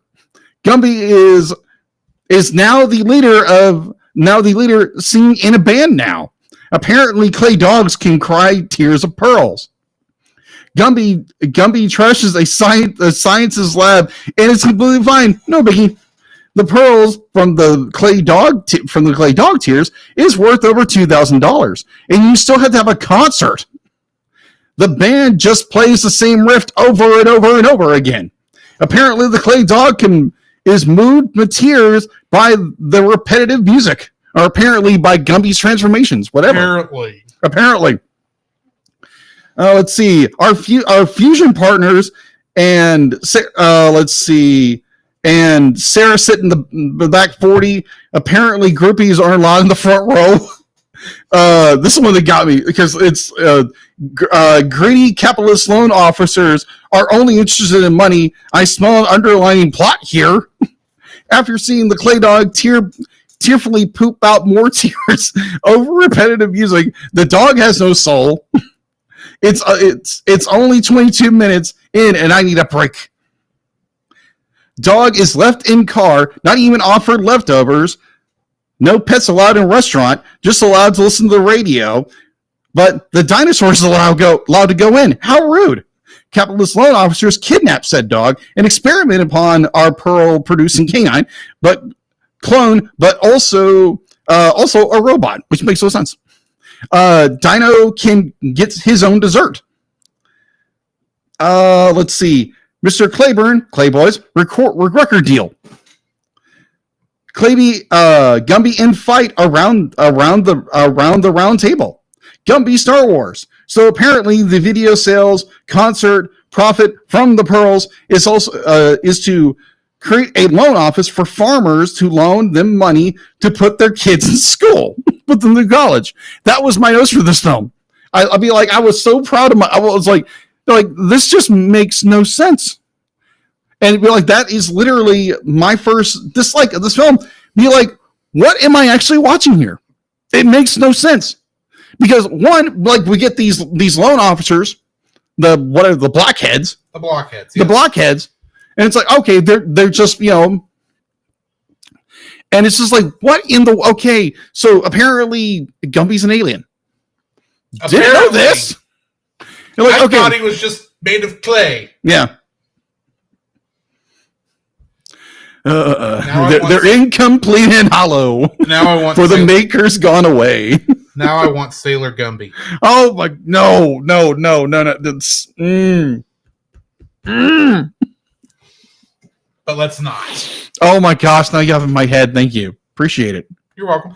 Oh my gosh. But yeah, this movie makes it has a plot, but the plot makes no sense. Yeah. Because you have our greedy loan officers only care about themselves, and their money is like, okay, we're gonna kidnap this dog. Okay, you could have simply just taken the pearls and run, but then it's more, okay, we got to kidnap the dog, but the dog won't do pearls, so we got to kidnap the band, then we got to kidnap Gumby. And be like, this doesn't work. I'm like, and apparently, according to Drew, the dog only cries tears when Gumby transforms. Why? Why? That makes no sense. Because he's grooving along to the music, and he's crying over it, and he's crying tears of pearls. This makes no sense. But only when he sees Gumby transform. Which makes no sense because he's listening to the radio, he's jamming along, and he's crying tears. But okay, so it's apparently yes, Gumby. artsy stuff. That's my question. Why does Gumby transforming make him sad enough to cry? It's not like he doesn't change back. He's clay. I get that. At the same time, it's like it brings up so many questions about this film. Have we mentioned that Low Belly doesn't walk? He rolls around on a skateboard. I was like, okay, it's interesting. It's cool, but it's cool and everything. Why? Yeah. Could you not animate him walking? How did you do the other dog? How do you do Pokey? Is his legs too short? Apparently. He's a lowrider dog. I know that. That's why his name is Low Belly. I know this. His belly is low. Yeah. Because apparently everybody's named here after the most obvious thing about their most obvious characteristic. But anyway, but this story be from a story writing standpoint, it makes no sense. And I'm not even a writer. I'm an artist. This visually be it's beautiful, but the story makes no sense. Now, granted, if you are a fan of this, by all means, let us know what you thought of this film, and just we'll talk about it in the next episode if you give us a review. Yeah. Send us a little review of it. But overall, this plot makes no sense because we have this and this and this and this. And I'd be when watching this, I'm like, wait a minute, Gumby just shows up, and apparently because what it looks like, because you have the band, and apparently he just takes over the band. Because I had no idea he was actually part of this band. I thought he just showed up and I'm the leader now. Because remember, he came from space. Yeah, he came from space. And be does he show up every once in a while? Be here's our alien overlord coming back to save us. Except he's not an alien overlord because his parents live here. And they are genetically related. That makes no sense either. What is going on? No, I do get the cool, the giant monolith in the beginning of the film. Yeah. That's really cool. I really enjoy that. And then it's just what? I mean, I'm even fine with the idea of Gumby 2001, A Gumby Odyssey. Yeah. That would sound like a cool thing. Like this back in the 70s. At first, it looks like, okay, so it's obviously riffing on that. Mm-hmm. Are they going to do anything with it? No, not really. It's just your setup. It's just set up for how the movie ends. For it to switch out to a green and red one, and then they'll fly towards Earth for what reason? Yeah. Y'all here? Mm-hmm. I mean, if they had flown out of a book, that would have at least been made sense. Yes. Because that's going to be my second dislike, is the fact that there's no consistency in this film about clay, living clay. There is no consistency. Like, it does make sense that the way that they like put the blockheads sedate the clay people is by freezing them, because that makes the clay hard. Yeah, it makes sense. Okay, that makes sense. And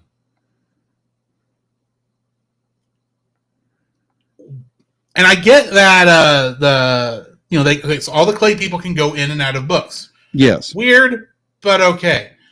Why do they only go out of certain books, other than for story reasons?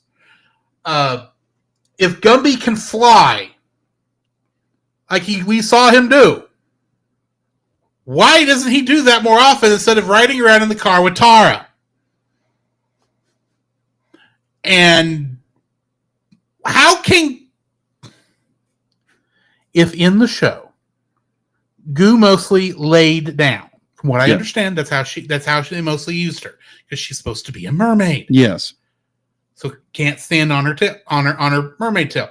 Granted, when I was rewatching the third season opening, it does actually show her like we see her in this movie for the most part.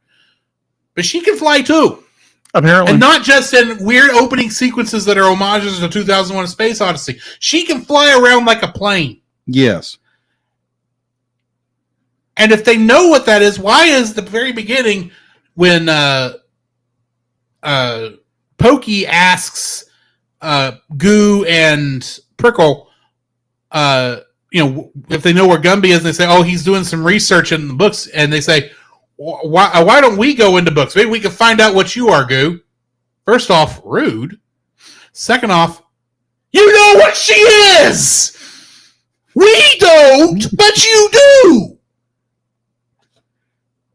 Where is the consistency in this film? These people don't know each other, and yet they know each other. What is going on? This feels like a continuation of my first dislike. Oh my gosh. But and it kind of is, because everything comes down to what is going on. But yeah, there's no consistency. No, characters forget information all the time. The stinking computer has words on it, right? Yes. That the blockheads use, and then they have a computer voice read out the words. Oh my gosh. For the first 6 lines, and then they just have the computer say whatever it wants to while the words on screen say something entirely different. If you're gonna do that, that's fine, but why didn't you do this before? You created something, you gotta stick with it.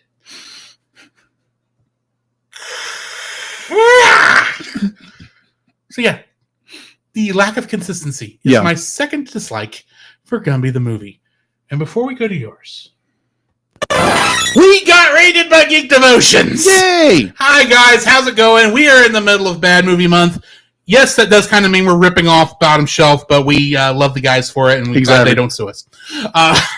We're lovingly homaging another channel, among other things. Yes, but yeah, we are reviewing Gumby the movie from '95, which we don't know why it exists and have no context for. And if I was more of a fan of Gumby, I might be more forgiving. But no. So yeah. All right. Yeah. What's your second dislike, Jacob? My second light, I'm going to start up with what? I think I've circled into this. I'm going to do a circle. I'm going to just circle in this ring with this film. So my second I wrote it like this: dog crying pearl tears is your main plot, and bad robot band. What? That's your plot. That is your main plot to this film. So the year 1995. Mm-hmm. We are 3 years away from Napster destroying the music industry. Yeah. And these computers can't play WAV files? You're not kidding. Or MIDI? It can't replicate another band's. Play a record on their speakers in their bellies or something. Blockheads, you are horrible robot makers. So to get the plot straight, be like you have Gumby who wants to save the farmers because apparently Gumby's a good guy, but also apparently he also doesn't mind loaning these people money in order for them to pay him back, even though they're struggling to pay for the farm. Well, he's not going to give a gift because more than likely the pearls were used to pay the blockheads off. And now they're making other loans because he took on the debt. Oh yeah, I get it. He's now making loans with lower interest rates. I get it. But there is at least some logic to this. There is some logic, and so it'd be like you have the concert and the blockheads see what the dog's doing, so they kidnap the dog. The dog does get a cookie in the car. Yes, that's the one thing I did not. Gets to listen to the radio. Gets to listen to the radio. You can't come in, but the horse can and the dino can. But the four-legged canine, nope. All of Gumbasia does take place indoors, so it's probably a nice, cool 75 degrees. Probably. And plus it was a T-top, so it'd be like at least he's good. Yeah, he's good. He's good. He's a clay dog. He's not gonna melt yet.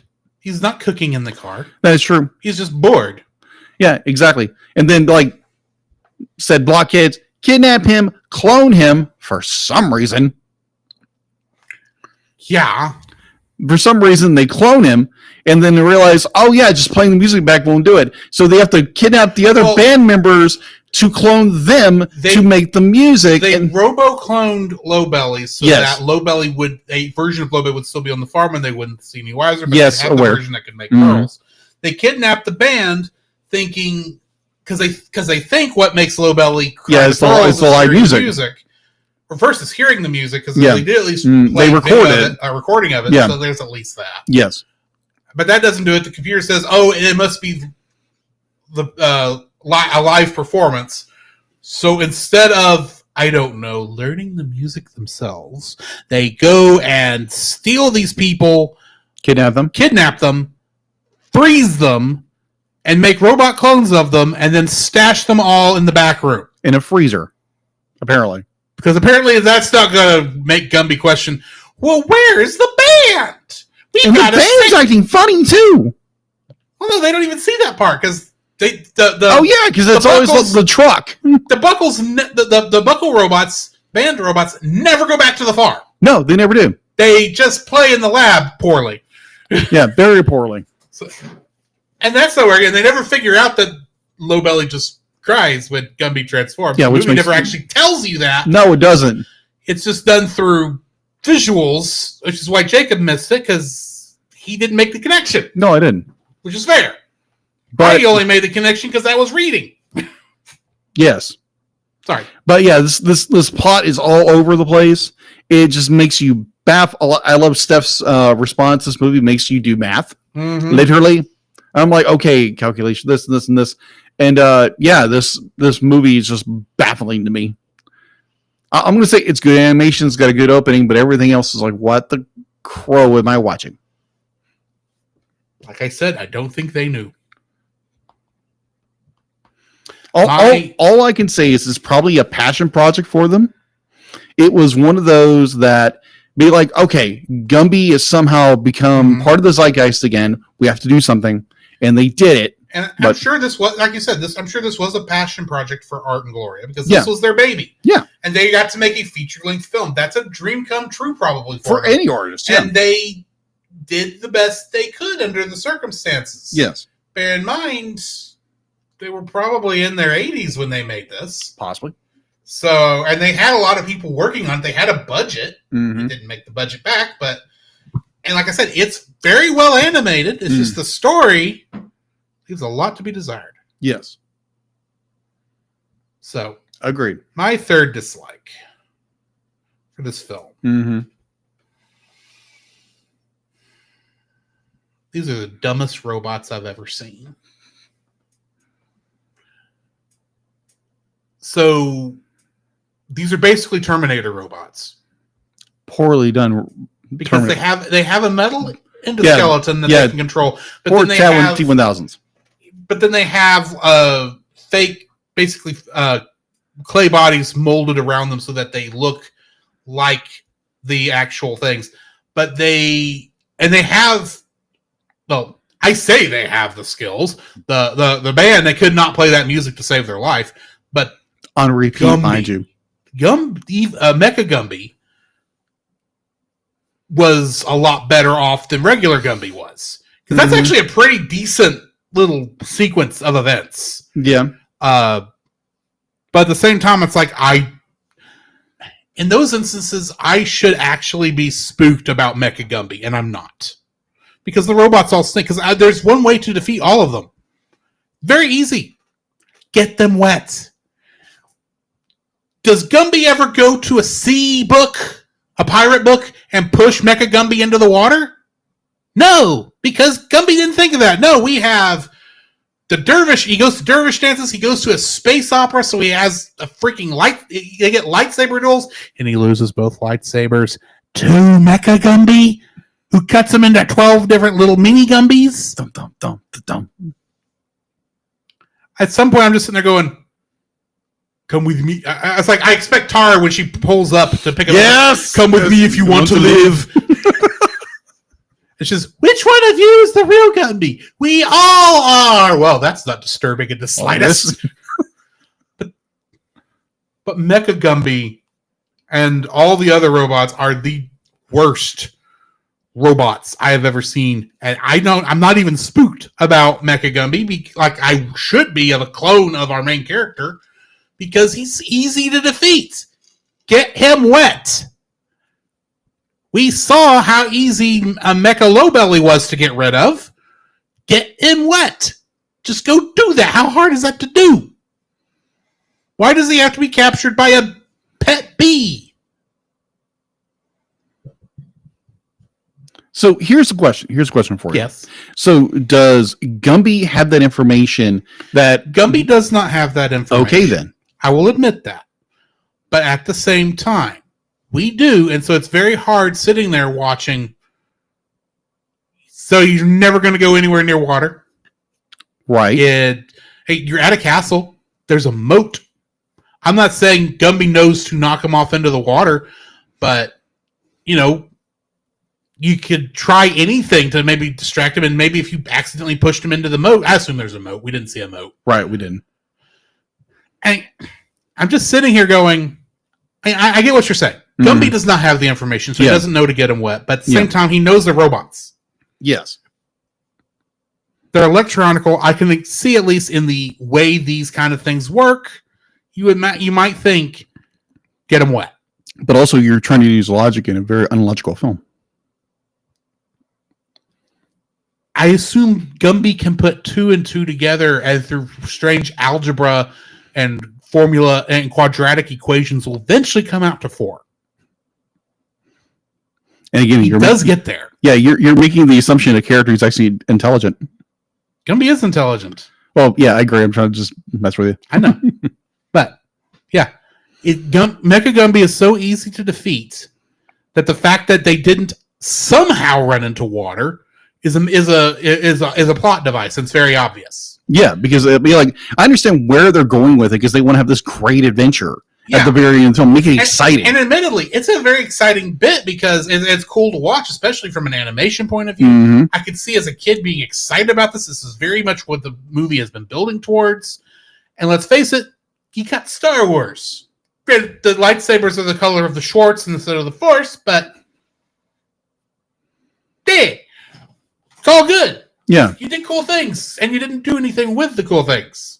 Yeah. And it all could have been avoided if he just... If Lowbelly had just decided to relieve himself on fake Gumby. Mecha Gumby. That is true. Or at least they're going to have a plot. I'm not even saying you have to get... I'm saying it would have been nice if at one point Mecha Gumby had gotten like a little bit of water on him and caused a short that would have given Gumby a clue as to, we need to get, in order to stop him, I need to get him wet. Or here's a better idea: be like, not the fact that like Gumby would have realized that, be like, make him wet. Or I think probably be cooler, because I have this image in my head where it's like the Terminator face, where it's half human, half robot. So it'd be like you have this melting part where it's like you see half the robot, and it's just like makes it kind of a horror film. I was like, oh, that would have been amazing, but they didn't do it. Except at the very end, he raises up his metal hand. With Yes, he does.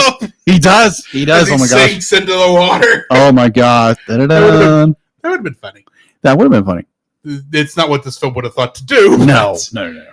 So yeah, that's my third and final dislike. What's yours? My final dislike of this film, it ended. I was You dislike the fact that it ended? No, hold on. I was Hold on. about to No. say. Like, let me back up. Let me correct what I just said. Because for some reason, I was like, okay, it ended. Well, because there again, our normal route is likes, dislike. For some reason, it's like, oh, okay.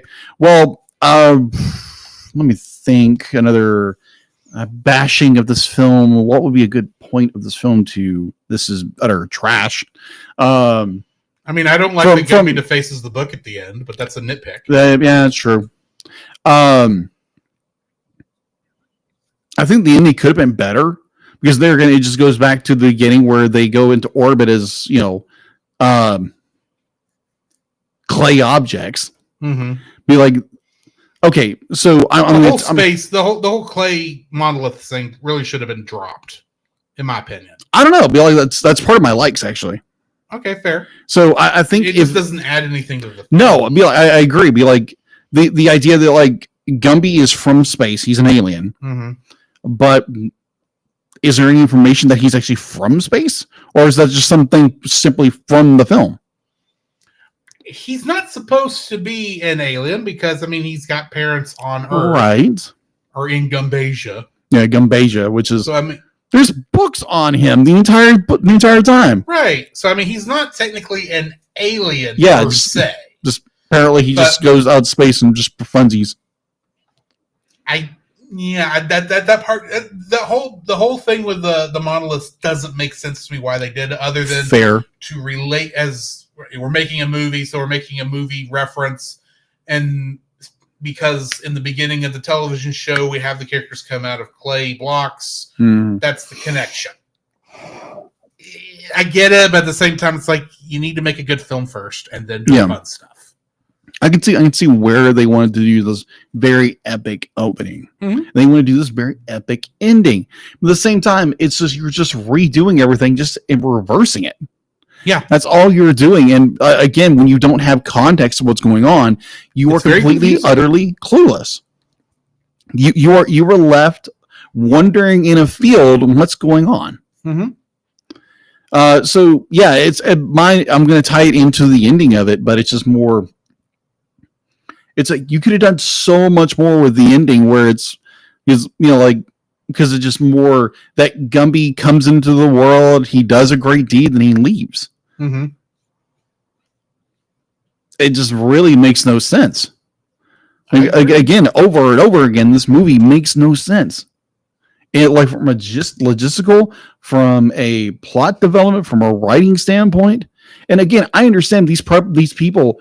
This was their passion. This is their baby. This is their IP, and they wanted to do something with it, and they did it. It didn't work, but at least they tried. Yeah. So yeah, this movie again over and over and over, and just to reiterate my point, this movie makes no sense. Agreed. But now that we've finished our dislikes, it's actually time to talk about what we did like about this film. Yes. And I'm going to start off with the easy one: the animation. Oh yeah, animation in this is beautiful. Yeah, it's very well done claymation. And this is probably like the last major claymation thing actually made. Which, for those who don't know why I keep calling it claymation, not stop motion, is claymation is just a bit different in that the clay you do a lot more with it to do stuff. It is entirely a different feel, and it's actually much more expensive than standard stop motion to do. So yeah, this is probably one of the last major claymation feature to ever be made. Fair. Which is scary to think about. Yes. But the claymation here is done beautifully. It looks wonderful.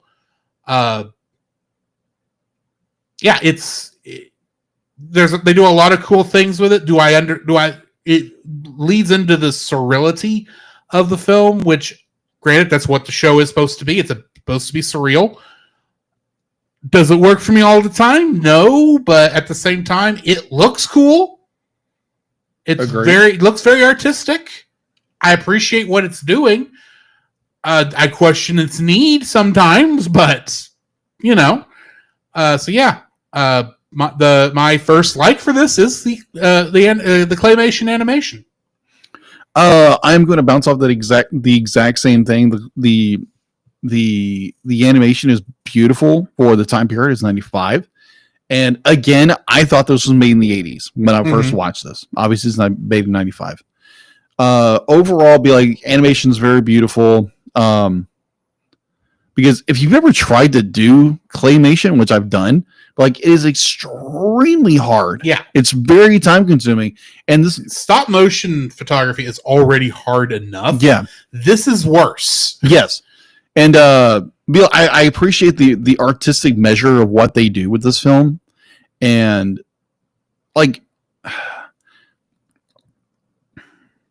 it's clay, but so I enjoy the film for that. I enjoy the fact that it's done a claymation. And again, very shocked it was 95 and not the 80s. Yeah. What's your second second like for this film is basically the climax fight scene between Mecha Gumby and Gumby. Even though I just talked about its issues, but that's more to do with the world building than the actual sequence. Okay. If we're talking about the actual sequence, that is a fun 5 to 10 minutes. I'm not sure how long it is. Yeah. Because you get fighting in with swords in a medieval setting. You get to move off into a Star Wars knockoff setting, which is cool. You get Gumby getting split into 7 pieces and then mixing back together, which is kind of cool. All coming into BX Machina to end the film. It's a very cool sequence, and I really enjoyed it, to be honest. And I felt like that's really what the movie was building towards. It's just there's a lot leading up to it that's like, what?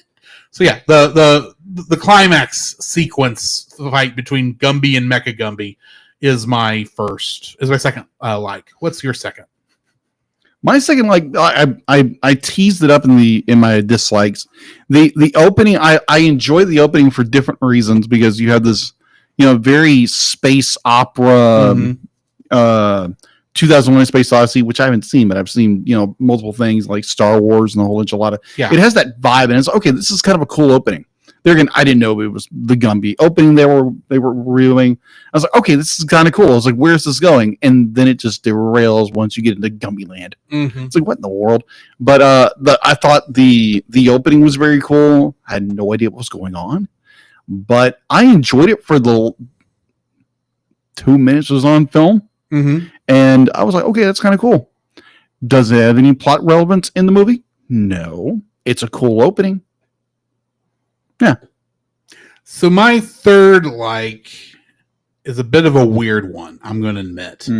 But it plays into my liking of 60s era cheesy Godzilla films and things of that nature. Oh, fair. Where stuff you wouldn't expect to happen happens, and yet you don't care that it doesn't make sense.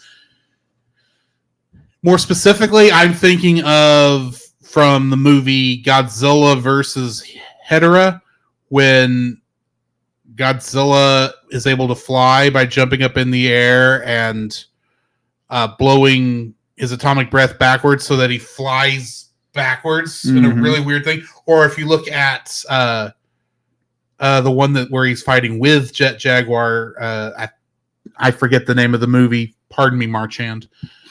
But the famous scene that's at the beginning of Mystery Science Theater 3000 of the Godzilla kick, where they took the Godzilla suit without anyone in it and had it slide on its tail into the monster. goofy stuff like that. Yeah. Is what I'm referring to. Okay. And the moment in this film that does it for me is when Goo flies. Oh God! Because I was not expecting it. No. She just looks like a normal girl, and all of a sudden, or as normal a clay girl as a blue blob of clay with yellow hair can. And then she's flying like an airplane. It's like, that is cool that a clay creature can do that. Gumby needs to do that too. And she's the only one that ever does it. And then she's spitting out blue balls of something. Blue goo balls. We'd assume water. Maybe it's just that's her ammunition. She's pulling it from her clay body. I don't know. But it was one of those moments just like, oh, I don't care anymore about whether or not this makes sense. This is just fun and stupid. Yeah. I enjoy that because it was one of those things that came out of nowhere. I wasn't expecting it. It was one of those like, oh, I bet you blockheads won't be able to get away from that. Ha! Yeah. And then I didn't care anymore. Flying mermaids, because I didn't realize she was a mermaid at the time. Now that I know that she's technically a mermaid, that makes it weirder and funnier to me for some reason. Okay. So yeah, Flying Goo Mermaid is my third like for this film. Okay. So my third final like of this film, it's going to be its third act. Because its third act is like where all the good parts of this film is. Be like you have Gumby fighting his evil clone.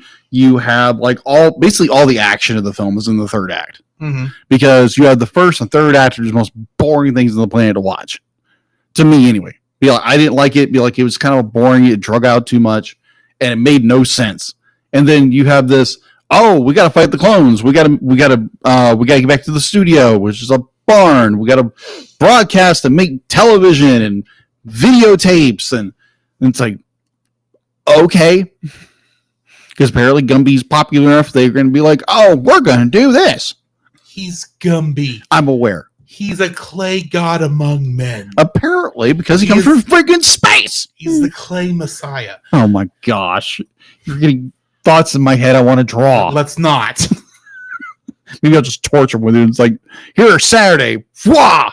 It's like, shouldn't you be drawing misshapen children that believe in Santa? Oh. You'll discover next week. Oh my! On the 2 episodes from now. Oh, got it. Roger. Oh my word! I love how you say that when we're dealing with clone clankers. Clone clankers.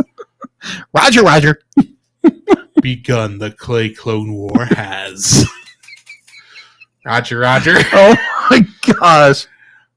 Execute Gumby. Gumby. I need to get some clips from this film and just put not Bradley Baker, the voice of the clones, the droids. Oh my gosh! And just it makes more sense than some of the dialogue we actually got in this film. Roger. Clone clankers. Clone clankers. You know that clanker is now the official derogatory term for AI, right? I heard something like that. That's what I find hilarious. Oh my gosh. Yeah, we're just a world becoming full of clankers. Oh, you take offense to that, do you? Bobo. That's not Bobo, that's Deedlet. Oh, never mind. Never mind. Take 2. Oh, you're warming it up. Leave it for now, Deedlet. We don't want to go into anything like of that nature. It's too late. It's been a long week. We're just lucky we're getting this episode out. That is true. So, yeah. Sinuses, you gotta love them. Anyway. Yes, anyways. Do you have anything to add before we rate this film? Oh my gosh. I even got in. Did I give a third like? I thought you did. No, I didn't. Sorry. What's your third like? My third like of this film. That it ended. I figured. Okay, so technically, yeah, you did. You just said it during dislikes. Yeah, I said it during dislikes, but be like, I obviously I made an error. It happens. Yeah, and it's like, okay, let's backtrack. Let's make it something like more like an idiot. And oh yeah, my third dislike. It finally ended. It made no sense, but it's like, oh wait a minute, I did. It was the third act. Yes. It was the third act. That's Third right. act, yes. Third act. If I gave a fourth, it'd be the ended. It ended. So yes, we need to rate this film. Yes. Giving it a 3. Okay. The story that kills it for me. I'm sorry. It's not a good story. It's got some cool moments. Don't get me wrong. The animation is the only thing that's really pumping it up any. Scratch that. I'm giving it a 4 because it is good. Don't get me wrong from an animation point of view, but the story leaves a lot to be desired. And admittedly, this is not my franchise. So, what are you rating it? So when you started rating it, originally I had it 2. Okay. And I was like, man, this is not a good film. And you go over it, you do the review, and you're bantering off each other how much you hate this film. It'd be like, you realize, there's some things in this film that are worth watching. Mm-hmm. Like animation for one, it's claymation. Probably one of the last claymation films they ever did. Possibly. I have to look that up. You have the third act with all the cool fighting and everything. I thought that was really good. Mm-hmm. Especially when you go into the world of the books. Those are creative. But the plot, everything else is just nonsensical.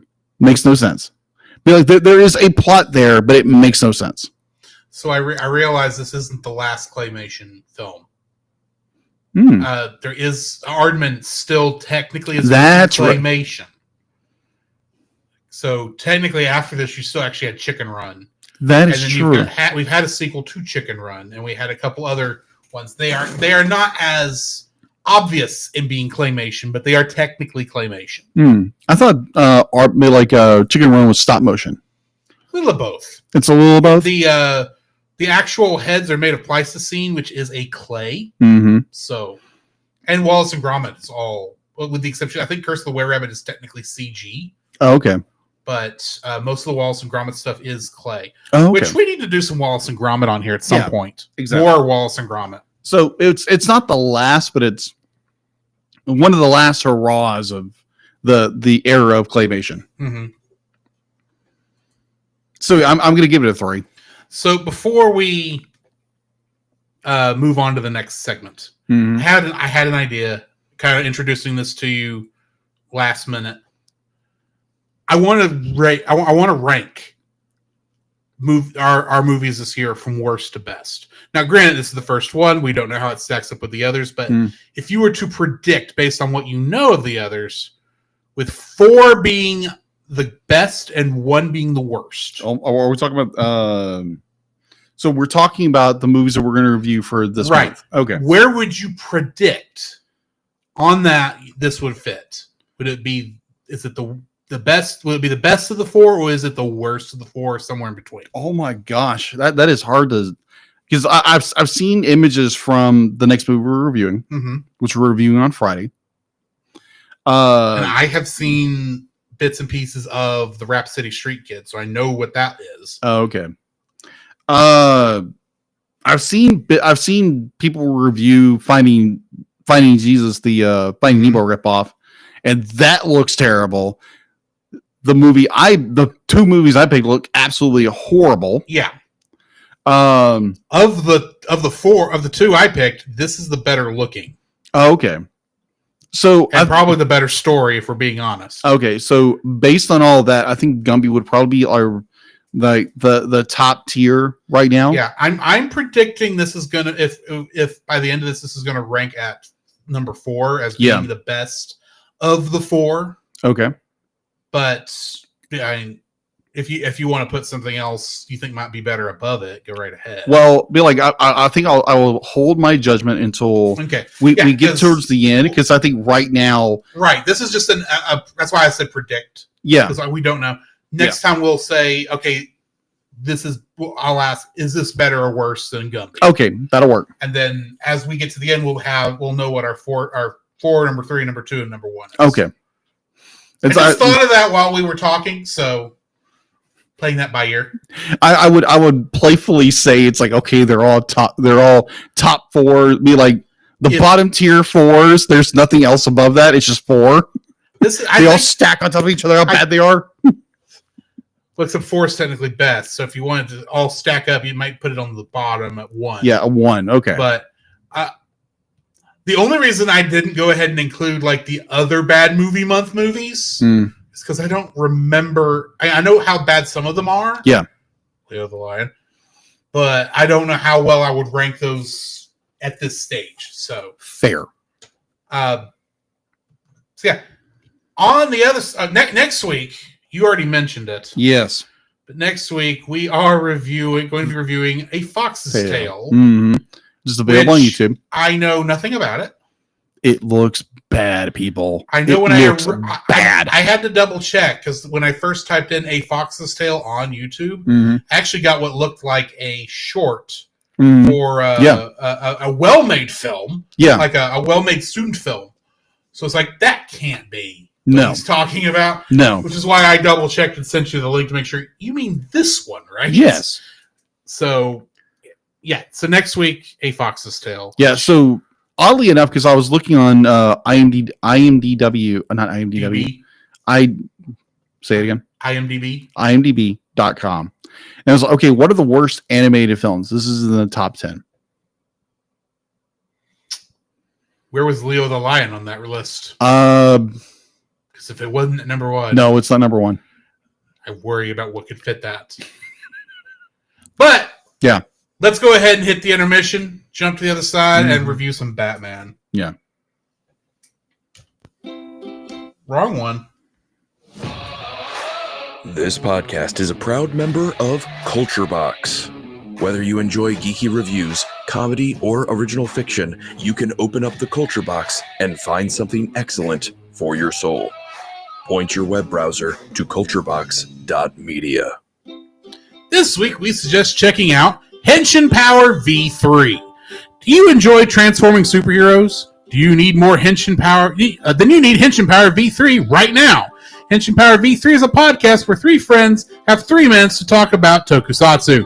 Join hosts Nathan the Subro Marchand, Chris Sentai Guy Reiner, and Jake the Metal Dawn Hambrick as they tackle 5 to 10 episodes of a TV series. Each episode, live action or animated, that feature a transforming superhero like Kamen Rider or Super Sentai / Power Rangers, but like or Ultraman.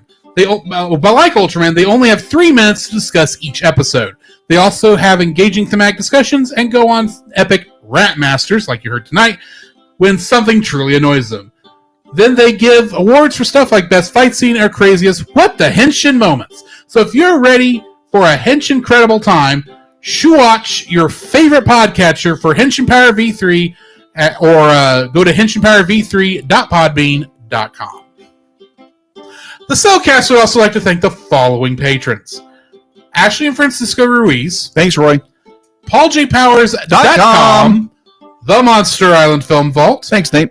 And I believe Artsy Steph is still one of our patrons. Yay, Artsy. So thank you all for supporting us. If you would like to have your name shouted out on the show, some special art from Jacob, or uncut episodes, you can donate to us at the $5 level in order to get all that over on Patreon. Or for an additional $5, you can force us to review something within reason. Bobo. And you can appear on that episode if you so desire. So please go donate to us on Patreon. Also, check out our Redbubble store for merch and such. T-shirts, stickers, all that sort of things. Yes. And lastly, check out, when Jacob returns to streaming, check out his stuff over at Like an Artist. And then check out me on our regular streaming channels for me playing Dragon Quest III HD 2D Remake. So go do that. Yeah.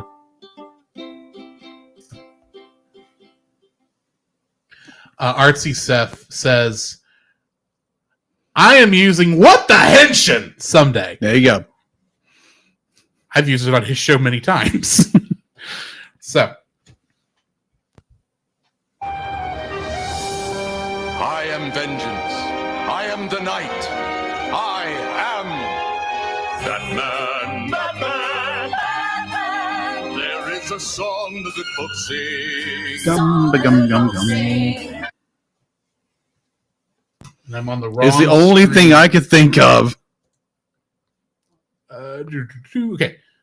Scroll back down. Okay. Harley and Ivy. Yes. Love this Technically episode. the final episode of season 2 or season 1, depending on which list you're looking at, or 3/4 of the way through season 1 on some other list Yeah. that I don't understand. This isn't confusing at all, people. Yeah. That's been the biggest headache of this whole thing is there's 5 different lists. But anyway, this episode first aired January 18th, 1993. It is broadcast episode 56, production episode 56, broadcast episode number 47. And it was directed by Boyd Kirkland and written by Paul Dini. Yes. In this episode, after a failed heist, a frustrated Joker boots Harley Quinn from his gang, and in an attempt to prove her worth to the Clown Prince of Crime, Harley goes solo for her own crimes. The path eventually leads her to form a partnership with fellow criminal Poison Ivy. The success of Harley and Ivy as the new queens of crime doesn't go unnoticed by the Joker or Batman, both of whom set out to stop the amazing duo for their own personal reasons. Little do they know, no man can stop Harley and Ivy. Poetic. Trivia for this episode. This is Arlene Sorkin, the voice of Harley Quinn. It's her favorite episode. Oh, okay. The friendship of Harley Quinn and Poison Ivy proved to be such a popular addition to the animated continuity, it was also adapted into the comic books continuity. In different ways. The 3 frat boys that harass Harley Quinn and Poison Ivy at the stoplight are producers Bruce Timm, incorrectly given red hair, Eric Radomski, and background supervisor Ted Blackman. During the initial airing of the episode, the Joker refers to Harley Quinn and Poison Ivy as busy little beavers. It was changed to busy little bees during later airings. The original line actually made it in, but the staff decided they'd gone too far and chose to alter it at the last minute. Yeah. Poison Ivy injects Harley Quinn with a toxin antidote to allow her to stay on the toxic waste dump. In later episodes, this is found to have also increased her strength and stamina. Because of this, she's able to survive greater falls that she will suffer later in the episodes Mad Love and in Batman Beyond, Return of the Joker. Yes. Love that film. Put that in theaters, Warner. Just saying. Poison Ivy's natural immunity to poisons, first referenced in Almost Got Him, is shown to include Joker's gas in this episode. True. Ivy saying to Harley, "This could be the beginning of a beautiful friendship," is a reference to the famous quote, "Louis, I think this is the beginning of a beautiful friendship," from Casablanca, 1942. And this is the first appearance of Harley Quinn without her costume and makeup. Throughout the majority of With the film. the exception of the early episode where she gave the subpoena to Harvey Bullock. It was a small subpoena. Yeah. Very. But she was in disguise at the time. This is her disguise-less. Yeah. She doesn't appear in her classic outfit, like when she's booted out of Joker's gang. Lastly, the number plate on Poison Ivy's car says Rosebud on it. Both a part of the plant theme as well as a reference to the 1941 classic film Citizen Kane. What are your thoughts on this episode? It's gold. It'll be like it's classic Batman the Animated Series. You get Harley Quinn, you get Poison Ivy, you get the two main villain female leads, and they get to do their thing, and I really enjoy it because they kind of just like wreck shop over everything. And the most ironic of things is they be like, oh, I can't remember her name, the lieutenant. The lieutenant's be like she's the female lieutenant. I can't remember her name either. I know. I want to say it's Sanchez, but it's not. No, it's something else. But either or, it'd be like we are sprinkled in little things. What's going to happen at the very end of the episode? Yeah, and it's very well done. It's the fact to be like, ironically, that Ivy says, "Be like, no man can catch us. No one can, defeat us," and they get busted by a female cop. I was like, okay, that's poetic. It's beautifully done, and was originally done by J.R.R. Tolkien. Yes, in Lord of the Rings. Yes, agreed. It was when the Witch King says, "No man can defeat me," and Eowyn of Rohan takes her helmet off and says, "I am no man," and stabs him in the gut. Yes. I think it was Eowyn. I think it was Eowyn. I think so. I haven't read the books yet, but I've seen the film. Montoya, thank you, Artsy Steph. It is Montoya. Thank you very much, Artsy. That's another character that was created, I think, for this show. Yeah, she was. And then they integrated her into continuity, and now she's the question. Oh, that's right. Or at least she was. I don't know if she's. Yeah, she became the question at one point. But it's a brilliant episode. Like the writer, of this episode, Paul Dini. Yeah, because Paul Dini be like anytime he is writing this thing, it's gonna be freaking gold. Because they're gonna be like, you have Harley, who's in an abusive relationship with Mr. J or Joker. Puddin'. It's like, oh my gosh. Be like, girl, I'm sorry, but like, you have Stockholm syndrome. Be like, you have sucked on way too much Joker gas. And I'd be like, it's great. She kind of breaks away from him, but she's still hooked on him. It's like, because it's more because she makes that fatal phone call that Joker records, and he's able to track her down. And obviously, be like, Joker wouldn't be like, he'd be immune to everything because he's a freaking psychopath, but his goons aren't. I love that. I love that. Be like, it has this very, kind of a cat and mouse thing, but like, it's more Harley's doing her own thing, which is kind of reminiscent of to me, not a very good film that came out of the DCU. One we had to review for Movie of the Week yeah, podcast. That's right. We had to review that for Movie of the Week. I assume you're talking about Birds of Prey or the Fantabulous Emancipation of One Harley Quinn. Yeah, or the Harley Quinn film. Is basically the Harley Quinn That's film. basically what it was. Be like, just name it the Harley Quinn film. Don't give this really long, stupid title. But it kind of reminded me of that, but this is far better because it's better written. Just saying, because I know a lot of people love it. I didn't like it. I thought it was not a very well done film. But overall, I really enjoyed this stuff because Paul Dini, be like, he's a genius when it comes to writing. Definitely comic books. And he's gone on and done amazing things, definitely within the DCAU and supplement material, like writing other stuff. But I really enjoyed when I saw Paul Dini. I was like, oh my gosh, yes, let's bring it. Generally, when you see Paul Dini as a writer, you know it's going to be a good episode. Oh yeah, agreed. Yeah, overall, I really enjoyed this episode, and because be like, you'll see the artwork for this episode probably in a week, probably. And I may get it. I am still in the middle of catching up because we're doing.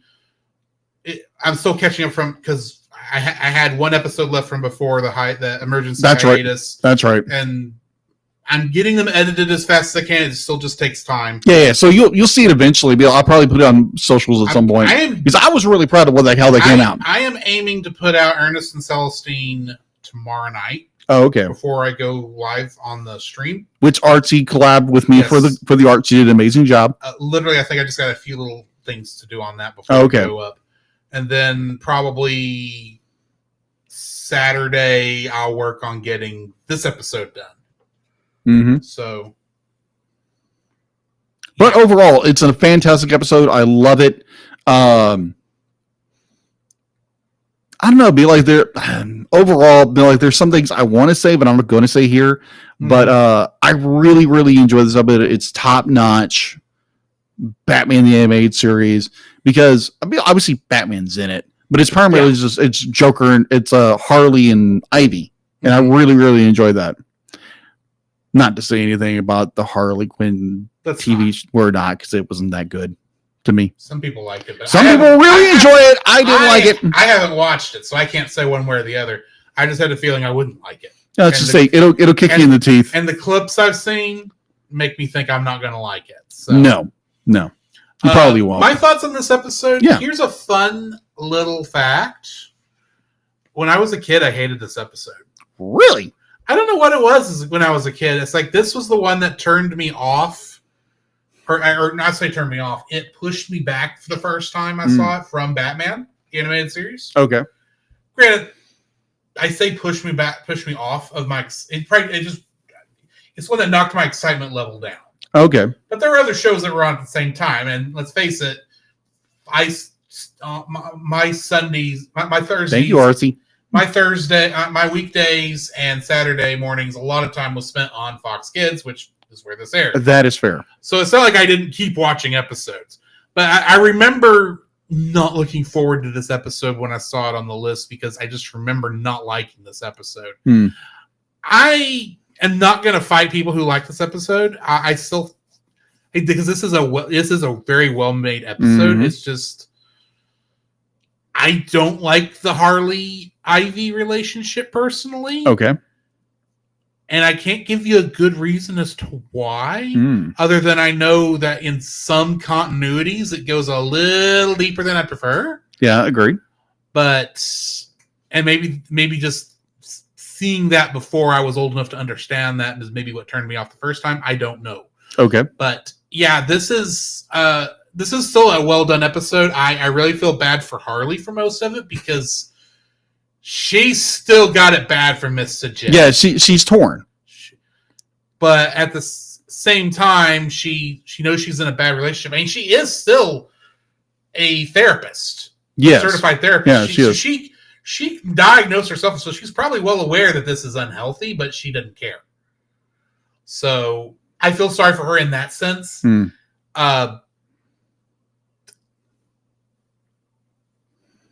I don't know. It's not a bad episode. It's just not one of my favorites. It's not one of your. Okay, so let's deep. It is well written. Do not get me wrong. Okay, there's nothing in terms of quality that makes me come off of it, other than I just don't like it. Okay, so can we deep dive that for a second, just for one second? So this was made in '93.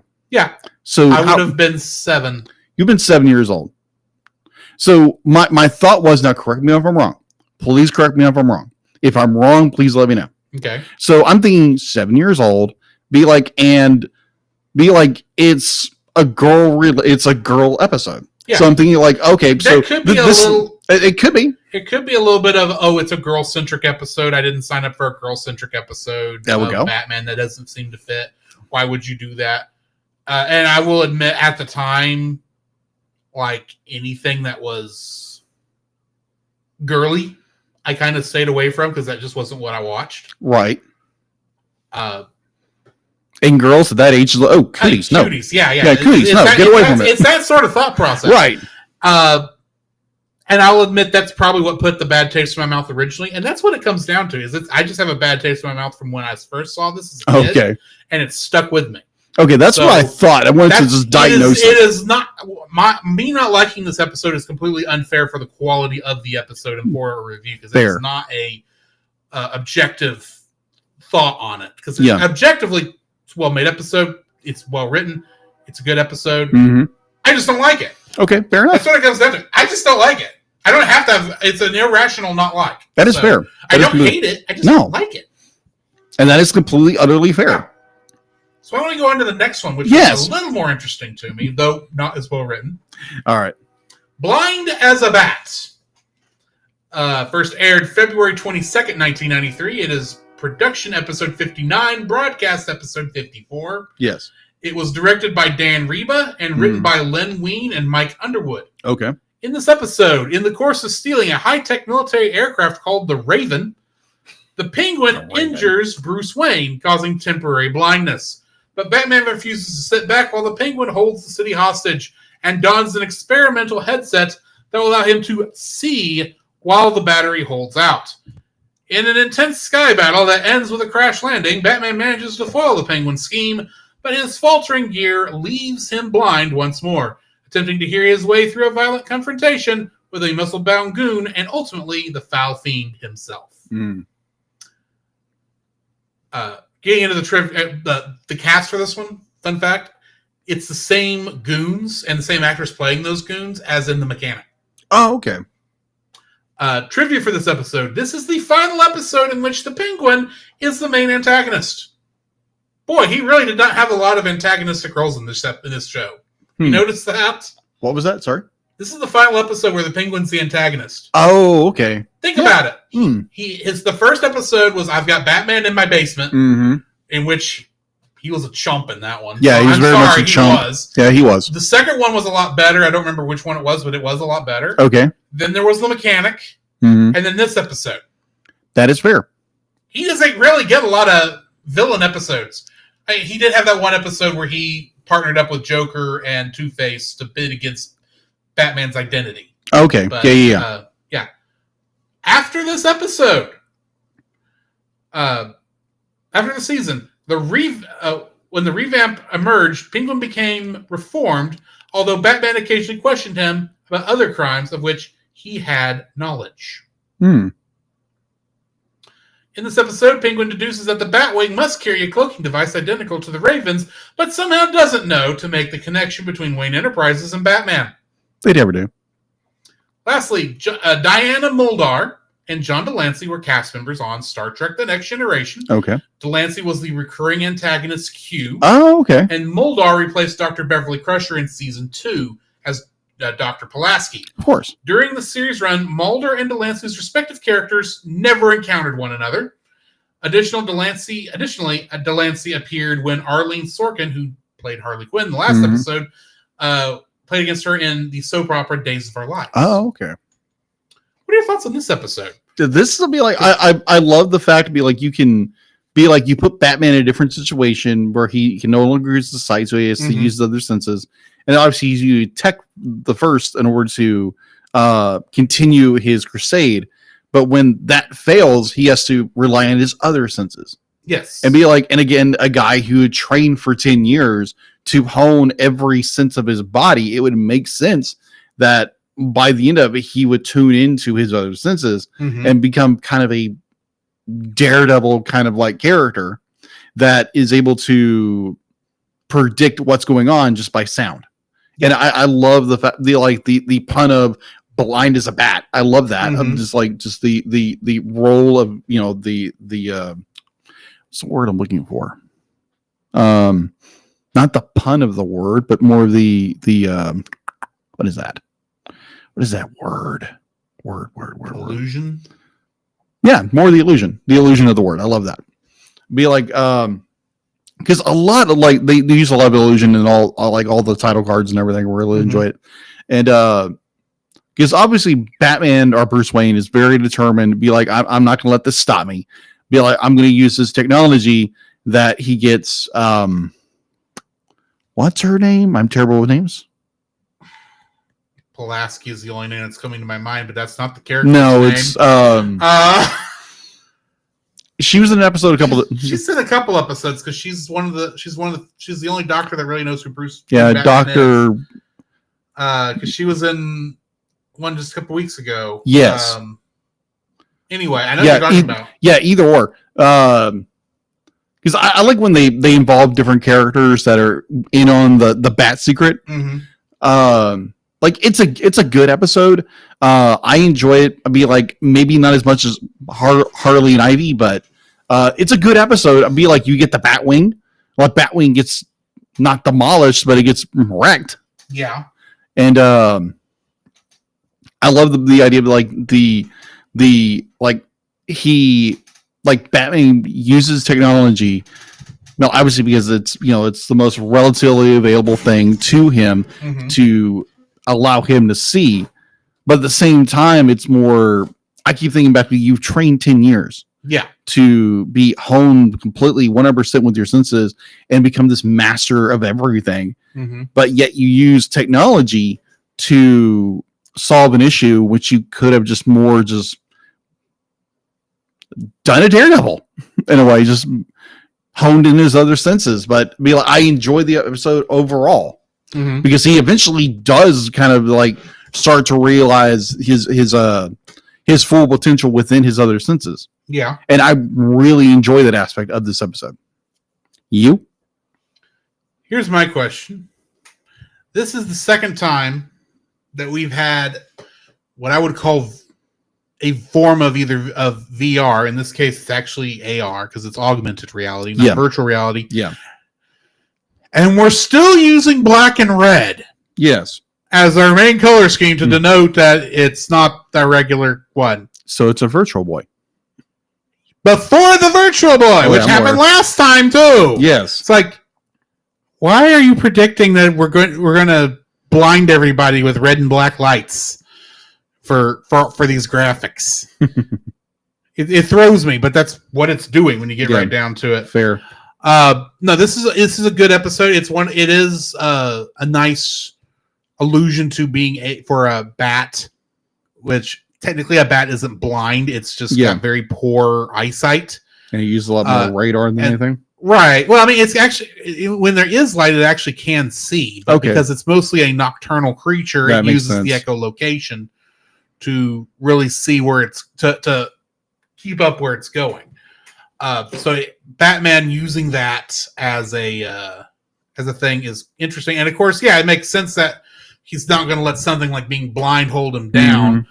I'm actually kind of surprised in all the training he's done, he's never had to fight with his eyes closed to know where somebody is. Yeah, especially the ninjutsu training. Yes.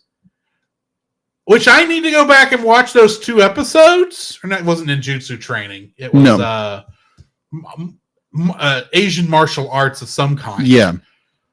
But it's the one with it's the 2 episodes where he fights the ninja. Yeah. I need to go back and watch those episodes again because I could have sworn he had to fight without seeing where the ninja was. Yeah, exactly. So how is he not able to do it here? Yeah, that makes sense because there were previous episodes where he, has to use a blindfold. He can't use his sense. He can't use his sight. But this one just be like, if in that context, it kind of makes no sense. It's a weird little blip. Yeah. On the continuity radar. But at the same time, this is a good little fun episode. Yes. I did enjoy it. It's maybe not as like you said, it's not as good as Harley and Ivy. Yeah. As much as I did not like Harley and Ivy, I think I may have personally had a little more appreciation for this just because it was cool watching Batman fight blind, and plus Batman with red eyes is kind of cool looking. Mm-hmm. But at the same time, it's not really that well done an episode, and due to the writing. But it is nice that they are using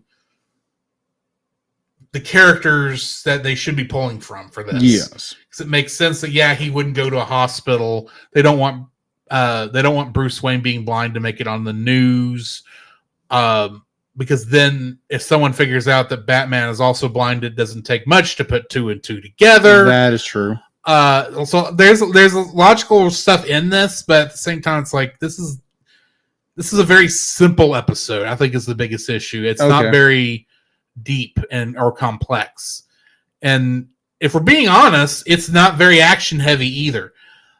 This is just like a plain yogurt episode when you get right down to it, which is fine for the most part. It's still better than some of the early ones with some of those, but either way, this is a good little fun episode. Next week we are going to be looking at the Demon's Quest Part 1 and 2, which will put us back on track for going in order again. I've probably mentioned this before, but it's been a long time since I have. Yeah. When I've tried to keep the 2-part episodes on the same episode. Yeah. And sometimes that requires me taking the non-2-part episodes and shuffling them a little. That's why Shadow of the Bat technically takes part 1 and 2 technically took place between Harley and Ivy and Blind as a Bat. Okay. Whereas I think Demon's Quest takes place between his Silicon Soul and Fires from Olympus. If I'm not mistaken, or maybe between Blind as a Bat and I don't quite remember. There's one of these where it actually worked out right. I just don't remember which 2-part episode it was. Fair, but join us next week for that, along with The Fox's Tale. And thank you for suffering along with us here in Bad Movie Month. We'll be out of it fairly soon. In a month. So join us next week, like we said, for Fox's Tale. You got anything to add before we cut out of here? All I gotta say be like, I have a minor surgery coming the 25th of this month, so we are planning to do the episode. It just may play with how we're putting it out. Yeah, be like, I might be in a different location. I might be in my own apartment. But that shouldn't cause, if that's the case, we shouldn't have any issue with actually getting the episode recorded. On the off chance that it's just going to be a no-go, we probably will kill that episode and save it for next year. That's fair. So, but I don't think that's going to be the case. We'll see. Probably. It's all up to my good buddy here. Yeah. How I'm feeling is.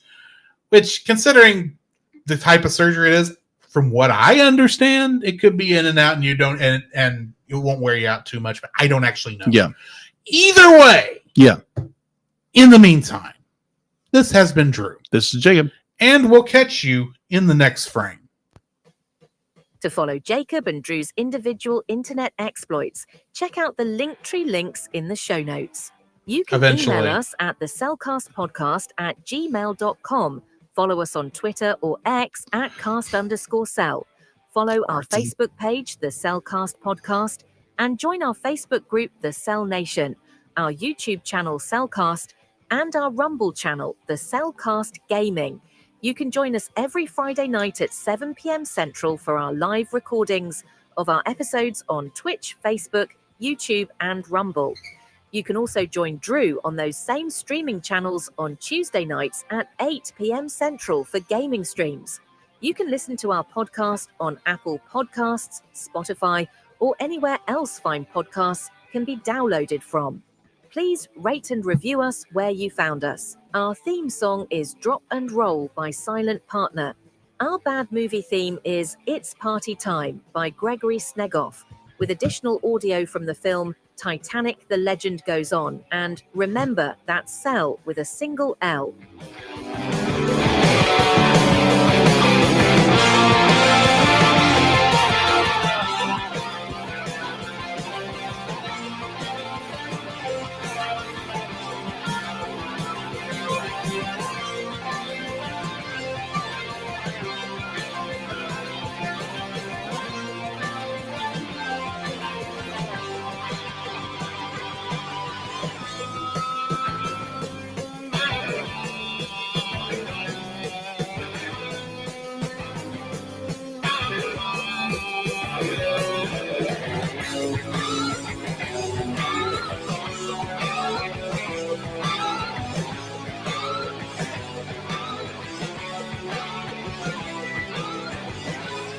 That was simultaneously the most exciting yet worst Farm Aid concert I've ever seen.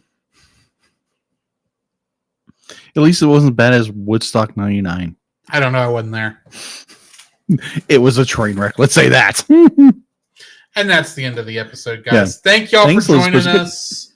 See if I can find somebody for the Twitch peoples to raid. Yeah.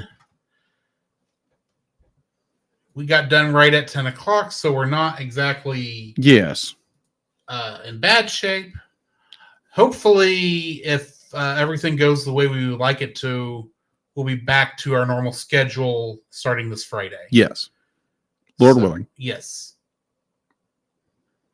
If I can click correct buttons here, I may find people. Not sure who he's watching. Oh, Kirk Cameron. But that's Kirk Cameron? Yeah, that's Kirk Cameron. I think we may go to Aki and fam. They're playing some Destiny Rising, so I'll send y'all that direction. All right. Y'all have a great evening, and we will catch y'all. Hopefully, I'll catch you tomorrow, but the rest of both of us will You'll see us on Friday. One way or another. Yes.